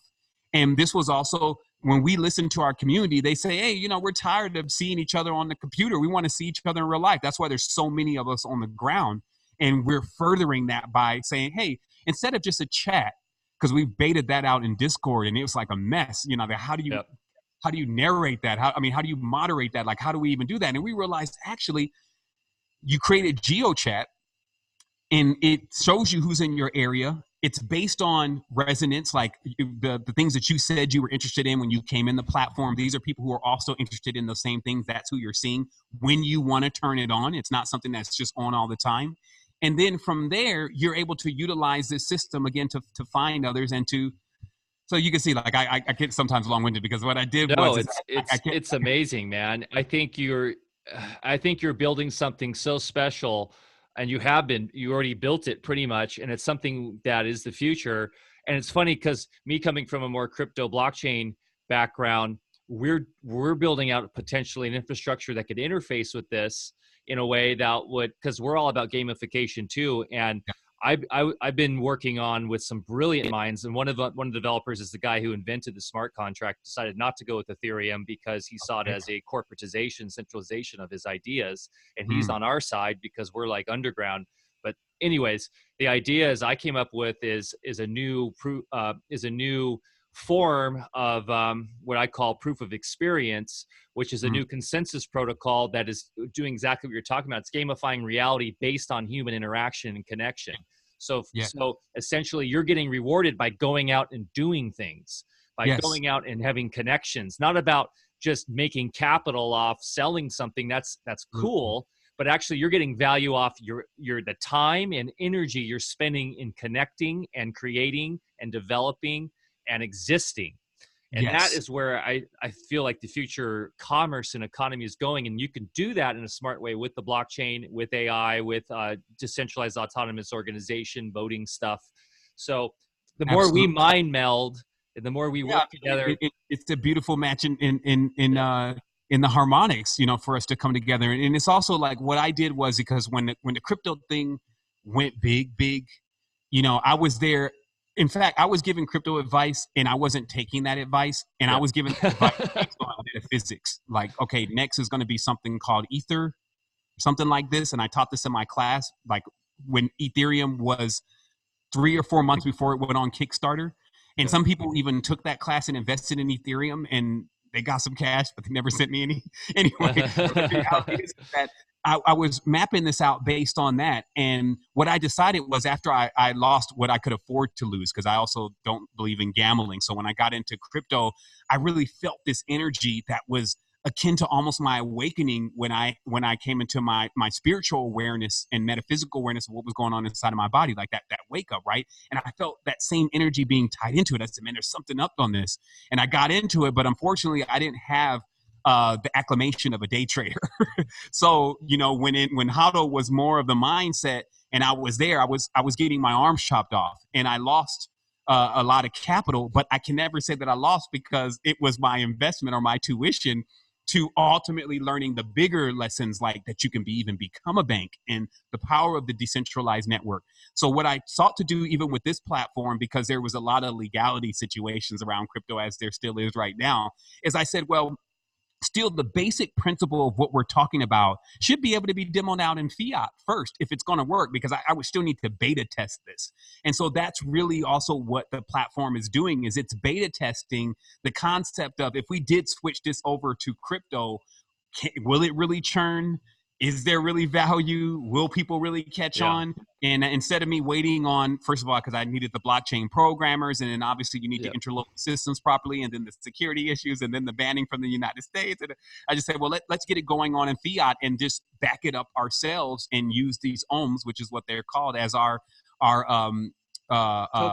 value. Yeah, like whatever is creating value, our protocol. You know, you got to be with the words, but as the protocol, and then just start awarding people based on these actionable points of mindfulness. So right now there's about 6 to 7 actionable points of mindfulness. and it's working. Like I just saw someone check out the other day. They had like $60 in ohms, and I was like, let me make sure that's okay. And then I Wow, went that's cool. They did it. Very They cool. had that much participation. So, but it's a start because, all of this stuff, because the most forbidding thing is the developer costs, because there's still, someone he's got to sustain himself. So I don't really want people working for free, to be honest. That's how I kind of have set up things. I have a lot of people that do volunteer to do certain things, but I'm always very mindful, like, how are you supporting yourself? Because if you're giving me a lot of time, I need to make sure that that's working for you. And then we try to find ways to where, like, even open up Secret Energy TV, you'll be able to put your products on there. You'll be able to put your course on there. You'll be able to put your what you're doing as far as your station on there. You'll have your own page. And it's not trying to overdo or redo what YouTube is doing, because you can't redo what YouTube is doing. It's like a YouTube smashed up with masterclass kind of approach. Well, and what you're really talking about is a co-op here. It's something here in Alfa Vedic we're developing. It's a cooperative where everyone's putting in their 2 cents and their abilities and their specialties to help each other. So you have a network, and really building towards a network effect, so that the YouTubes don't matter so much, because you have your own community with you can reach out to and get your information from. And YouTube will be there, and YouTube is like cable TV now, and it's like, but really that's what Alfa Vedic we're all about. We're developing this co-op where people can join, and they can get involved in any way that they feel fit. And I think that's a great model moving forward. And I think you're spot on with what you're doing there. Absolutely. One thing going on. Yeah. One thing I take away from all this is that regardless of the platform, and you guys are really talking about the next evolution of networking and monetary device, but bottom line, people are the engine of what makes things work in the first place. And the great irony is we have one of the more brilliant systems that we could possibly think of already in existence. And we fail to understand that there's some brilliant think tanks behind these institutions that have now basically enslaved us. Take the Federal Reserve System. A lot of us want to abolish the Fed and understand all the grief that it's causing in our lives, but we don't understand what it's really all about. In 1933, House Joint Resolution 192 passed, and what that basically said is now the Federal Reserve is going to operate as a monetary and accounting system for all of us, because FDR, working on behalf of the Federal Reserve, took us off of the gold standard, and that went incrementally, but that was the first big step. And so taking us off the gold standard, House Joint Resolution 192 stated this in so many words: since we are taking away your means of exchange, we have to give you a way to exist in an alternative reality. Otherwise, it would be likened to slavery. So what they did in that resolution is they said, you are now the batteries for our system. Our monetary system is based on the full faith and credit of the American people. And then by way of instituting for the first time ever historically something called the birth certificate, the monetary value was put on every new life stream that came into existence. And at that time, it was about $600,000 and change. It's changed these days to account for, all the different inflations and things. But that gave us kind of an incremental amount as far as what they determined the average person would produce in a lifetime. Now, they also created an accounting clearinghouse in New York that still exists and still does this, where they keep track of the units of people's productivity. So based on whether a person is more productive or less productive, either way, House Joint Resolution 192 said you now live in a prepaid status. That means since people are the ones that are producing, manufacturing, coming up with all of the ideas behind everything in the first place, then you in turn get to have your basic means taken care of. and in this prepaid status, all your basic needs were taken care of. Now, according to this system, and this is the original design, this is not theory, this is fact, you should be able to go into a grocery store, sign for it, and walk out with your groceries. Now, if you're somebody that has a little bit more passion or ambition or creativity, and you create more energy units, now you will have more energy to play with in equal exchange, to fund your enterprise, your manufacturing endeavor or whatever you're coming up with. So in actuality, right now, we live in a prepaid status. That is the nature of our fiat system. The only problem is out of sheer ignorance and disinformation, we've been led to believe that we do not have the right to our own productivity, and our own productivity has been weaponized and used against us. And of course, the people that have done this are now, just like in the Matrix, farming us like little batteries and taking our energy and using it to create the world they want and to serve their own needs rather than the way it was originally intended. So we could talk a lot more about how the Federal Reserve System works. It's actually brilliant. It would be the perfect crypto system that would allow people to exist without stress, have their needs taken care of, but at the same time, people that cared to put out more energy would get more energy back, which basically follows the laws of nature. And so I think as we're moving ahead and like you guys are doing, more in electronics and systems that are over my head, I think we'd all really be served well if we studied what's already in place and take some ideas from them, because there's already a great system. It's just been co-opted and used against us. So if we realize that we're the battery in the first place, and just like you're saying, Sevan, that Facebook and all these things wouldn't exist without us in the first place, either with the Federal Reserve. So it's a matter of us getting smart, taking our energy back, and maybe even using the systems already in place and using them, to our aim. Of course, it takes a lot of education, and it takes people being emboldened enough to, get together and work in a way that's already happening. It's not a matter of us coming together. We already are together. We already are a unified force field.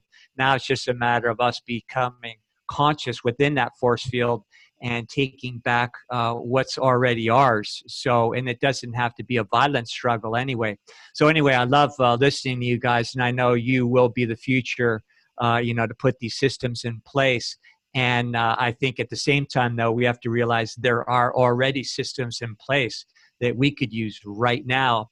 And then the ideas that, Sevan, you have, I think they're brilliant, and the things that you're doing, and those can interface beautifully, for instance, with the Federal Reserve System. And if we had enough smart people, educated people running around, we wouldn't even have to abolish the Fed. We just take back control of it and then creatively use it with all of our new endeavors. So I just want to put that out.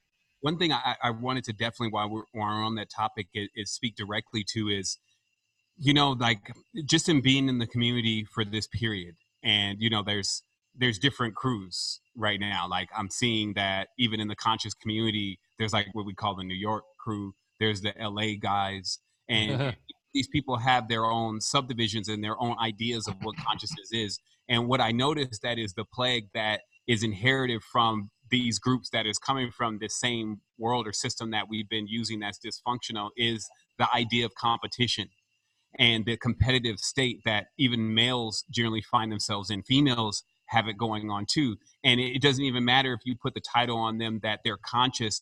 They have this thing going on internally due to social structure, all these other things, stuff you have had happen when you were a kid and all that, where it's like, well, who does it belong to and who's the leader and all these kind of things that are still prevalent within the people who are supposedly quote unquote conscious. And to chime into what you were saying about older systems that were very refined that we could just bring back into play and that they would serve wonders for us. I think that there's no other, let's say, blueprint to how we should be functioning than just looking at the tribal setting. Because in relation to what each person in the tribe is going to do. And it always starts off with first, let's say as a child, you are not aware. You're even trying to figure out how to use your hands. And so you're not aware necessarily of what your gift is. It's just that everybody around you knows you have a gift. Everybody is born with a gift. So then instead of, let's say, a competition where we try to even keep you from knowing your gift so you don't somehow outshine us all, in an ancient tribal setting, it's more of, once we unlock his gift, it or her gift, then it's going to add to everybody else's gifts. Then the tribe is going to be a sum total of all of our gifts together, rather than one person that has now the king or the serpent lord or whatever you want to call it. And now everybody is like, hey, how do we function? How do we move? And how do we even live and eat, master? Which is actually going on really in the conscious community. You're talking to somebody who's been in this for 10 years, and I've yet to really be invited at all to any major network that's out there, even though people know my name, they know who I am, they know what I've done, they know what I've created, they know where I'm going, they see the creed, they know how we function, they know all this, but there's still that core haterism, if you want to call it, that is saying, well, if we bring Sevan Bomar in, Sevan Bomar may take away all of our clients because he's saying some shit that we can't say because we're still trying to sell it to you and we're still trying to do this with it. And so I feel like that we're getting finally to that stage where we're going to take what we build. Because let's take an example. On it Labs, Aubrey Marcus, okay? Now, let's look at the whole prototype there, because when we look at the prototypes, we actually see the systems that work, especially if we can get something that's close to even what we're doing. So they start off with this product that is nootropics. First thing they do is they grab the Joe Rogan, because they were all friends in the first place. They come into this endeavor because Aubrey Marcus already has the capital. His father has the capital to begin to create this affiliate product around this new trending thing called nootropics. But we still need customers. How do we get the customers? So we take these people that are like the has-beens of the athletic field, that like your Wayne Gretzky's, whatever happened to him, everybody loved him, but he's not playing hockey anymore. Where is he? We call up Wayne. Hey, Wayne, do you want to, I don't know, create a little simple video or course on something that you're doing right now? Wayne's like, shit, a chance to be back in the game? For sure. And it's always a snowball effect. Is Joe there? Oh, Joe's with you guys? Oh, shit, for sure. I know Joe. So then there becomes this cascading of everybody getting involved based on another person being involved. Meanwhile, On It Labs is growing their numbers because they're getting that 100,000, that 80,000, that 30,000, that 200,000, which are like the core groups of dedicated people that were still looking and checking for Wayne Gretzky and whatever he was doing on his Facebook or Instagram. Now they're this monolith where they have this influence.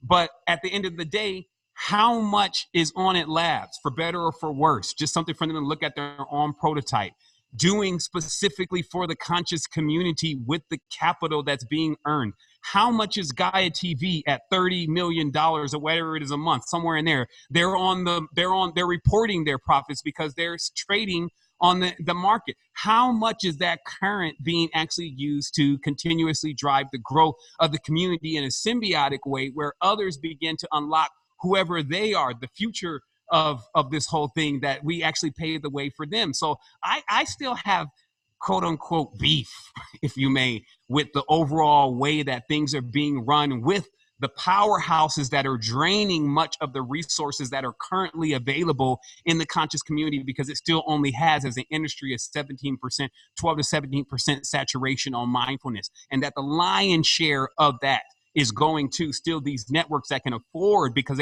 most of them were media outlets before they even became conscious networks, and they switched over to becoming conscious networks because they saw in their data sets that this was going to be the new trend. And now it's marketing.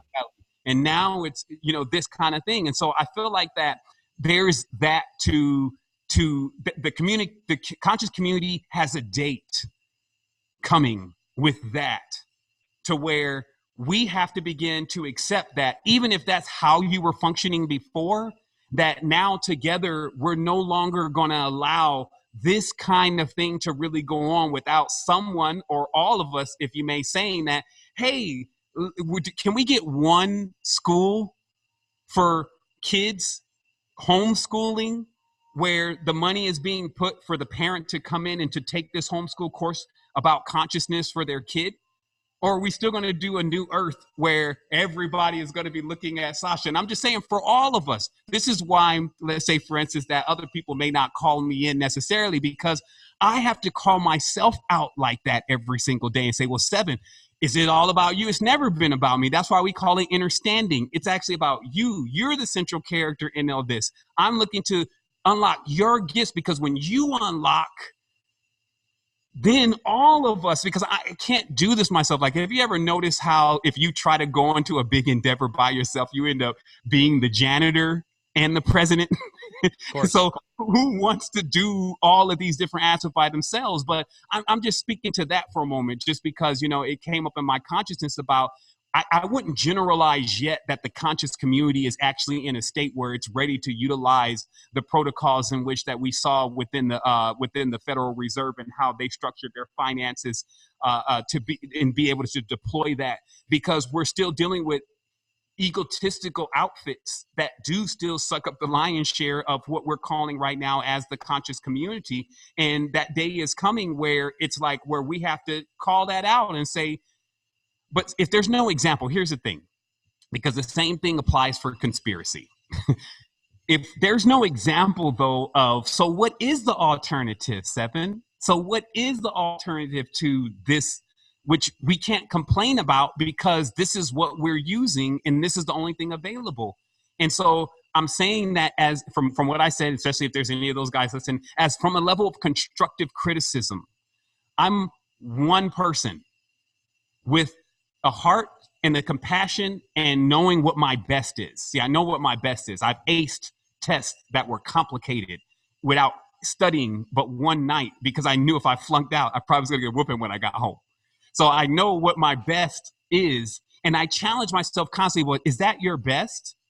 And I feel like that we got to have that check back system with the community. That's why I created the directories and created these things, because every time I go to my YouTube now, I have to see Mind Valley videos. And because I'm also in Latin America, I see the same video. They won't even change out the video.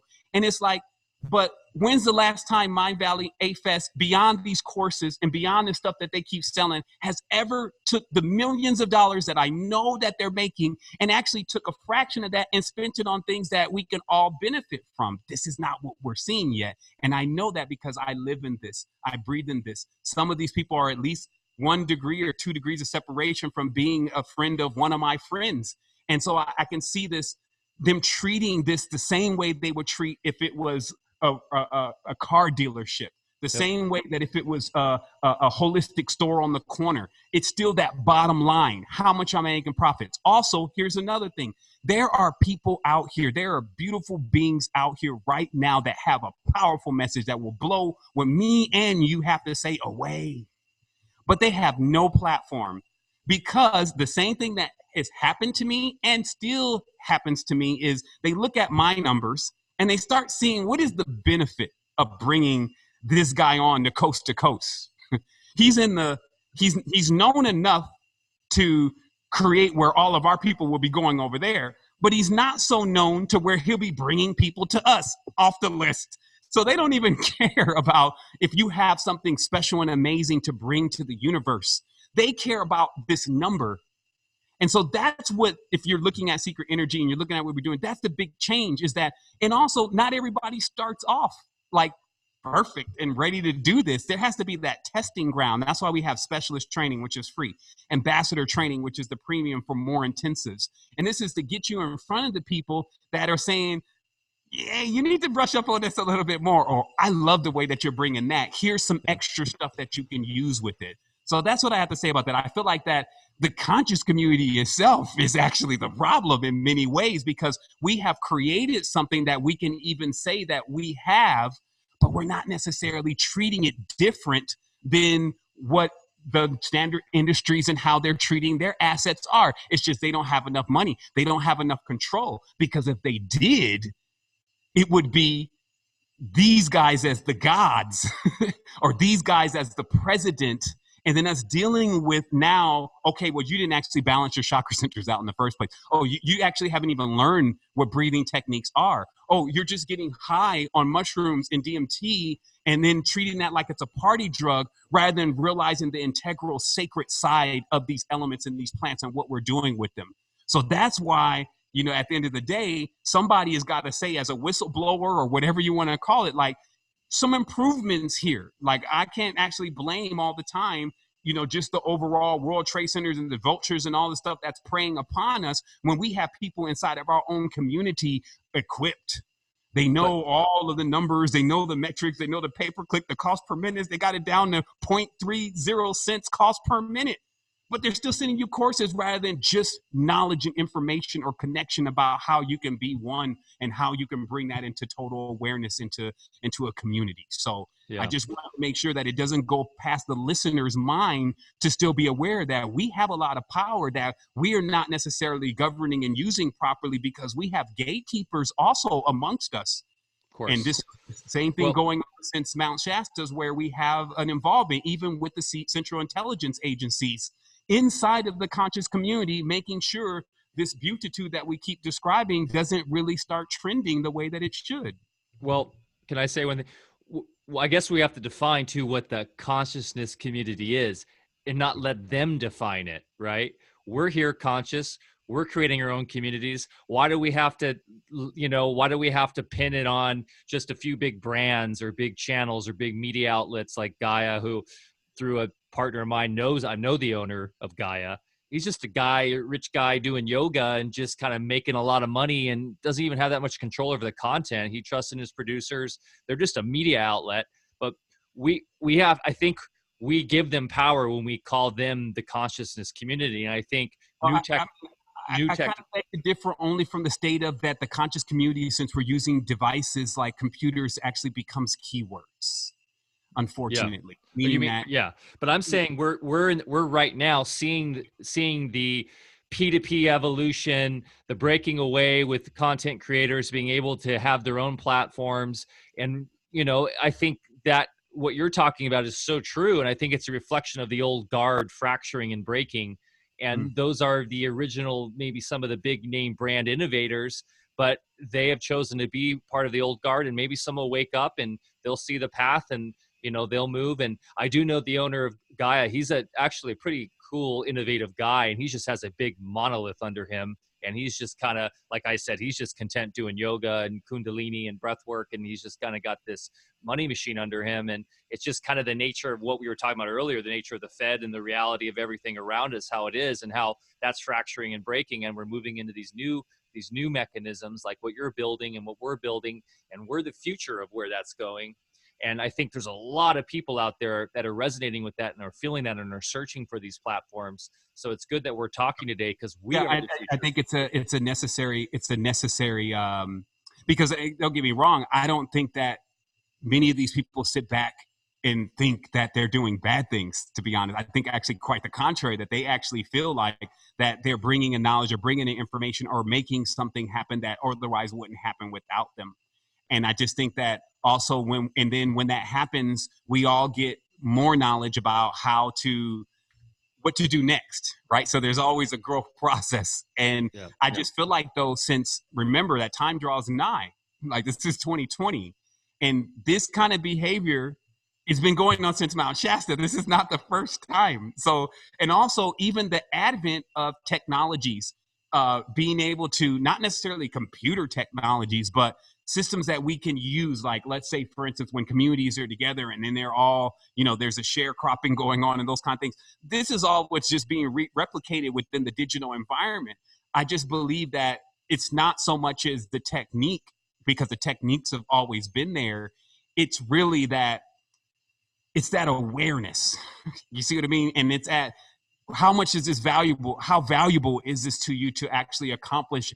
And do you understand what we're losing out on here? Like, do you understand how many children are not getting this and won't get this because of these kind of actions? And what kind of charge that we need to take in order to actually be able to ensure that that becomes a possibility? Or one of my teachers is dead now and spent 40 years of his life that was the latter part of his life. He died at 80. He spent 40 years of his life thinking that this was going to be something he saw with his eyes. Yep. This beautiful connection between tribe and all this stuff and us coming together and enjoying things. And he died with that on his mind. But, only thing I can do is honor him by making sure that that actually happens, because of whatever it is that I can do and what I can accomplish. And you're right. Now now that they got their feel of that, they also have a greater level of discernment. Like, well, this one's a little bit more generic. This one's a bit more original. I'm going to go for the original, even if there's not 2 zillion people over here. And so, yeah, I just, like I said, I like to vent a little bit and just be like, yeah, but, we see this as long as we all view it together. And then we charge ourselves, like, because, we can't have people like when you get, let's say, like the Donald Trumps, now they're beyond reproach. You try to tell them that something needs to be changed, and then they're like oligarchs. We don't want that in the conscious community, where you're saying to a person, and I'm saying it's conscious community because if you push yoga, if you push meditation, if you push holistic products, who are you pushing them to? Somebody in there is conscious. Because at the end of the day, what does the word conscious even mean? But we know that this word conscious community means a certain thing to us. #vibes, #wholeness, and that's becoming the precursor. And so even when someone's just doing that from a superficial level, where they're the youngest of us, they're still in a neophyte stage. And so we still have to shape it up, to mold it up. Like, how do we get Montessori's? How do we get like Steiner schools? Like, how do we get any of this stuff if someone didn't say, here's a new prerequisite to what we should be expecting to achieve the results that we're looking for based on the experience? The experience, not on, I like you, I don't like you, you're with us, you're not with us. What do we need as a whole to really begin to grow? And, one of the biggest challenges that are here for us in the conscious community is actually the children. We're still building applications and things to work for adults. And we have yet, this is like the movie Hugo, you're like, keep fixing this until you get old and gray and die, because we're not going at where the actual issue is starting at, which is, how are we going to create these curriculums for children? And this stuff does take resources. So I trust that we'll eventually get to the stage where we'll wise up enough to begin to incorporate the proper resources and distribute those resources to the people that we know and the organizations that we know are really about this life. And that we will pay less attention to, those who have gotten their feel. Like, bro, I'm telling you, I don't have millions of dollars and I'm accomplishing all of this. You give me $10 million a month. You see what I mean? So imagine getting $500 million in an ICO. Imagine what we could have done. You know what I mean? So I see this play over and over again. But one day soon, it's gonna happen. But like I said, but it's Sevan, with us saying something, Sevan, I hear everything you're saying, and we face all the same frustrations, And the frustration I have is that, I've been in my skin about 70 years now, and we were pioneers in a lot of things.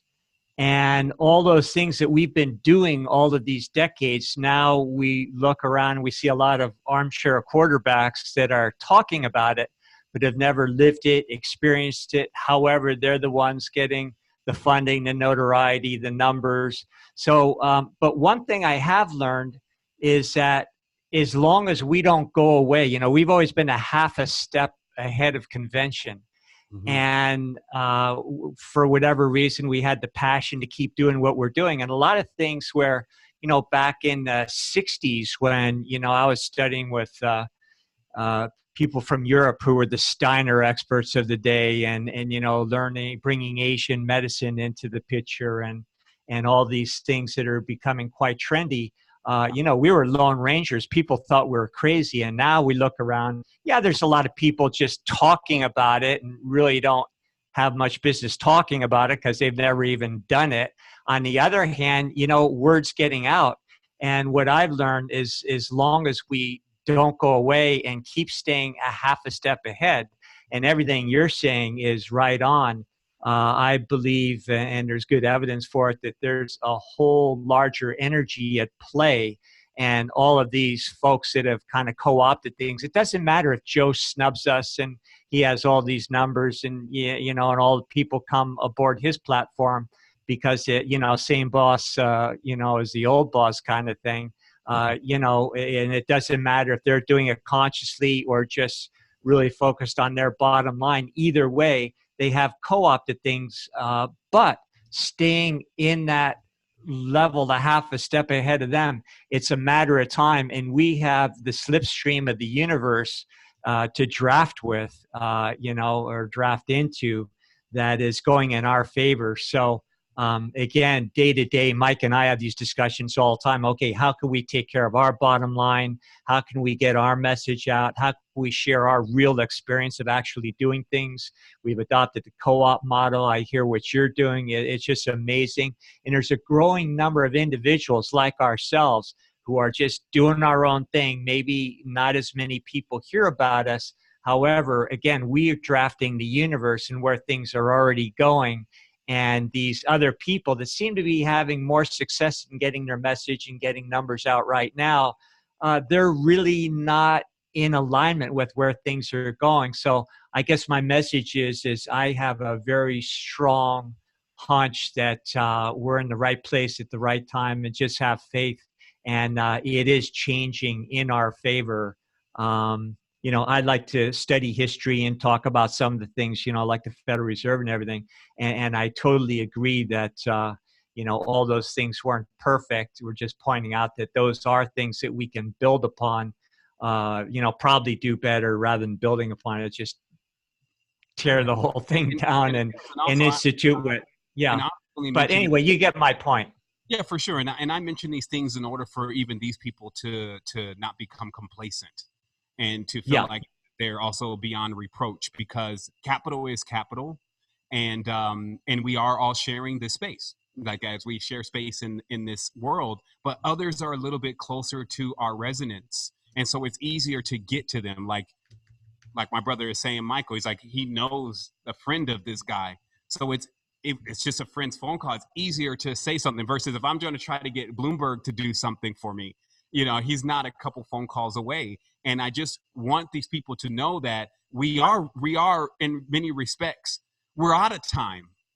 Like, that's the thing. We're immortal. So there is no time. If you're in time right now, you're already in trouble. So we don't have any more time left. And when there's that kind of action that could be taken, I feel like, man, be noble about this thing and take that action, because you're not just going to be known for the person who started this little network that you have that's making these millions of dollars. You're going to be known for the person that actually took those millions of dollars, which you won't be able to spend into anyway. It's basically like Monopoly, whatever you put it. If I own all the property on the board, wherever you put it, I'm going to make money anyway every time you roll the dice. So it's coming like that in the conscious community. I'm not sure if you're looking at the data sets, but I have to sit in these data sets all the time and say, okay, well, where is everybody at? Because of course I would want to allow them to get these kind of messages. Even what you're presenting and what you're doing, I take the responsibility to make sure that others will be getting that message, and how I can get it to them on the rudimentary ways of just, dropping a couple links and sending it to my local audience. And so when I'm seeing these data sets, I'm seeing these powerhouses investing $20,000, $30,000 a week, if not more, into grabbing up the lion's share of the same people that we're talking to every day. And that works. If that's the same outlet that's also saying, and we're starting the schools, we're creating the templates, we're doing this, we're doing that. And so maybe even hearing this conversation is like, oh shit, they challenging it. Yo, go ahead and because they have also a lot of people around them that are acclimated to do this stuff. That's what I was really blown away about with even like the New Earth. Like there was a lot of, especially let's say the 40 to 60-year-old female who's at home, has the time, not tripping off, trying to make money or trying to appeal to somebody, and just there to do that administrative work that it actually takes to create what is needed for these children. And so I'm just saying, like, hey, somebody is watching you, the watcher is watching, and it's just all time for us to start holding each other accountable if we can. I wouldn't, I'm sure somebody's not going to lose sleep over this and feel like they need to go and, drop a carpet bomb because of it. but I just wanted it to be known that, hey, we have a situation because we're in 2020 and we're still looking to get off the ground with at least one of these, and we need kind of one at least in our major continents. So I also know that there were some questions in the chat, so I can kind of quit my rant about just overall mindfulness and maybe address some of what the listeners may want to know or hear about, or wherever you want to take it. Yeah, I mean, we're running up on our time anyways. We're almost 2 hours, 15 minutes in, so I don't want to go too much longer. And to be honest, we kind of answered some of the questions. One was kind of how do we practically apply this kind of sovereign individual awakening to our lives. And I think Secret Energy and what everything you're doing really covered a lot of that. And then another earlier question was, about the reset cycles, right? And if you had any knowledge about, the great impact theory from 12,800 years ago, and the physicality of the resets and stuff, because you had kind of mentioned that early in the beginning of the talk, how we're kind of still just coming out of great cataclysm. Yeah, and we're going with that. You check Static and Attic, it's mud flood on this one, but I mean, you have a large amount of accounts that we just went through a massive reset. That's why actually you find many of the indigenous cultures in the state that they're in. It's not just due to colonialism. It's actually due to the state that they were in once the colonizers even came to their territory, which was generally in a degraded state where the empires have been broken down completely. As above, what we find happened is a complete disconnect where energy or power becomes divided. It's like the same thing that you see in the mitosis process. So we're just fresh off of one of those, so we're just gaining our bearing. Hence why most don't even know what their body is capable of doing, and what can really be done, and where they come from, and what the story is, and all of that. And so we're gaining that knowledge back rapidly. And even these technologies that we're using, the rudimentary computers and semiconductors and processors, are like basic tech to where our ancestors were at, especially with the organic fields and the energetic centers that we can use around our body. So I don't see 2020, if the question is directly about whether we are going into a cataclysm, because some believe that, that is the case right now, that we may be entering the 3 days of darkness and all this. I feel or the polar reversal that's coming in 2040. Exactly. There's always something, right? And so I feel like, I'm always one of those bring it on kind of people, meaning we were trained to run into the fire, not away from it. It's just one of those things where I feel like that time doesn't really exist in respect to those things. And we can cause lineups, as I mentioned earlier, and we can cause cataclysm. Like I've had a apocalyptic event in my life before that I caused personally based on decisions that I've made. And then I've also had total full-on ascensions based on decisions I made. So I think that it's that we don't really see, like, even when we had the catastrophes, it didn't affect the entire world. So I also feel like if you trust yourself, you'll always be in the right place at the right time. The whole thing could be falling apart, and you'll be standing on that if you were to make it through that process, you'll be standing on that little pillar that is the only thing that doesn't fall. And then lastly, one should not cling to like such a feeble life. Humans are very fragile here, but to look to the life beyond, and to know that you will never leave anything that is the truth, because you can't. It will always be there. And so anything that's the truth, if you feel like you're going to leave something behind, maybe your pet cat, your child, or whatever, it's going to be wherever you go. And so ultimately just conquering the fear of death. Yeah. And well, that's, you hit it right on the head too. That was my always biggest fear, is not death, but, and that we're all living our little hero's journey, right? In our own little film. And what's the worst? I mean, if there's a cataclysm coming that's going to destroy the world, that's probably instantaneous. You're gone anyways. Right. You could have way worse cataclysms you create for your own life through your own anxieties or depression. That's way worse than like a comet hitting the planet.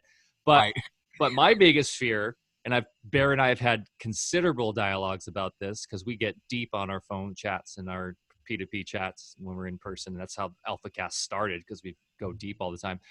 Is like having kids. I've got 2 kids. Like leaving them, but through my journeys into, ancient texts and metaphysics and all that stuff, you come to realize that we're together in all this, that there's a reason why these little consciousness guys are with me, that we're in this journey together, and we're never, and time doesn't exist, space doesn't exist. So it doesn't matter. Like, we're in this all together, and we'll always be together. So in the end, there's nothing to fear. And it's go out and have fun and enjoy life and embrace it and have adventure and go do things and embrace stuff. And there's no reason. I understand people suffer from depression and anxiety because of the matrix we're in, but we got to release that, and we got to move forward, and we got to embrace the adventure of our life as like I say, the hero's journey that we're all in. Absolutely. Yeah. Well, I think that's a good way to end the podcast. I always like to leave it on a positive note. So yeah, sure. I mean, we could talk for 10 hours today easily, and I know, but we got stuff to do. So, hey, Sevan, I really appreciate you coming on. I know Bear has really enjoyed this discussion too. And Bear, any final words for our guest or our audience? No, just thanks. I think the whole discussion was positive myself. We're just talking about a lot of real things. We're talking about solutions. I'm delighted we met another brother out there, and, our networks get strong every time people like us all get together and talk about it. So, and I maybe even someday hope to see you down your end there. I'll bring my board with me. Oh, yeah. And love to catch some Costa Rican waves. It's been a long time. Absolutely. So, but thanks so much for being with us. And you're doing amazing things. And, it's people like you that give me hope that there, good things are on the way. Even though I've been around a long time, I just look at people like you, and you are our future. And just thanks for everything you're doing. And thanks so much for that, Bear. And also Michael for, reaching out to me and having me on the show. And, again, I just want to tell the audience, some of the conversations can be a little bit uncomfortable, but I also feel like these conversations are necessary for us to grow forward. And I know that we will accomplish this because there's just something special about all of us. And as we begin to unlock that more and more and connect that together, then we'll strike that luck, if you may, and get that churn to where we see something different than what we've all been able to witness. So let us go into the future, let us go bravely, but let us all stay in the moment and realize the responsibility that we have with each other. And when we take that responsibility all together, it's not heavy. It's all sharing the load, and then we're all growing from it. So thank you again. Beautiful. Love it. Hey, thanks everybody for listening today. If you're listening on the podcast, you can actually join with us live on dlive.tv/Alfa Vedic. We do this every Thursday at 10 in the morning on Pacific Standard Time. So if you want to jump in the chat and interact with us, ask questions for our guests, please join us there. We're embracing that platform as of now because it's pretty good, and it's a more decentralized means of streaming. So DLive. We're doing that. And then, of course, we premiere this on YouTube at 5 p.m. So you can watch this on YouTube as well on our YouTube channel. And you can find all the information about us on alfavedic.com. Join our mailing list, see our products, all that stuff. And we do have a very vibrant community on Telegram. It's probably the best place to join in our daily consciousness stream with our community. There are just an amazing community, and I'm so grateful for everybody in our Telegram group. I just love our conversations, our discussions. It's really become a family. And so if you're not familiar with Telegram, it's a great little app you can get on your phone or computer. And it's just like you're in a group chat with some structure. And it's what's wonderful. So you can join us at t.me/Alfa Vedic. Please jump in. In fact, during this discussion, we've had a couple of your community jump in already, Sevan. So that's great. We really enjoy Telegram. So t.me/Alfa Vedic. And thanks again, everybody. Have a blessed day. Remember to get out there, enjoy your life, get your hands dirty in the soil if you can. As we always say, get into growing your own food, get into nature. Go out and go for a hike. If you live in the city, hit up your local park, do some yoga, meditation. It's just so important to just really enjoy nature as much as you can. It's just a really great way to get back to source. And we'll leave it at that. Thanks, everybody, and have a wonderful, blessed day. Cheers. Promise.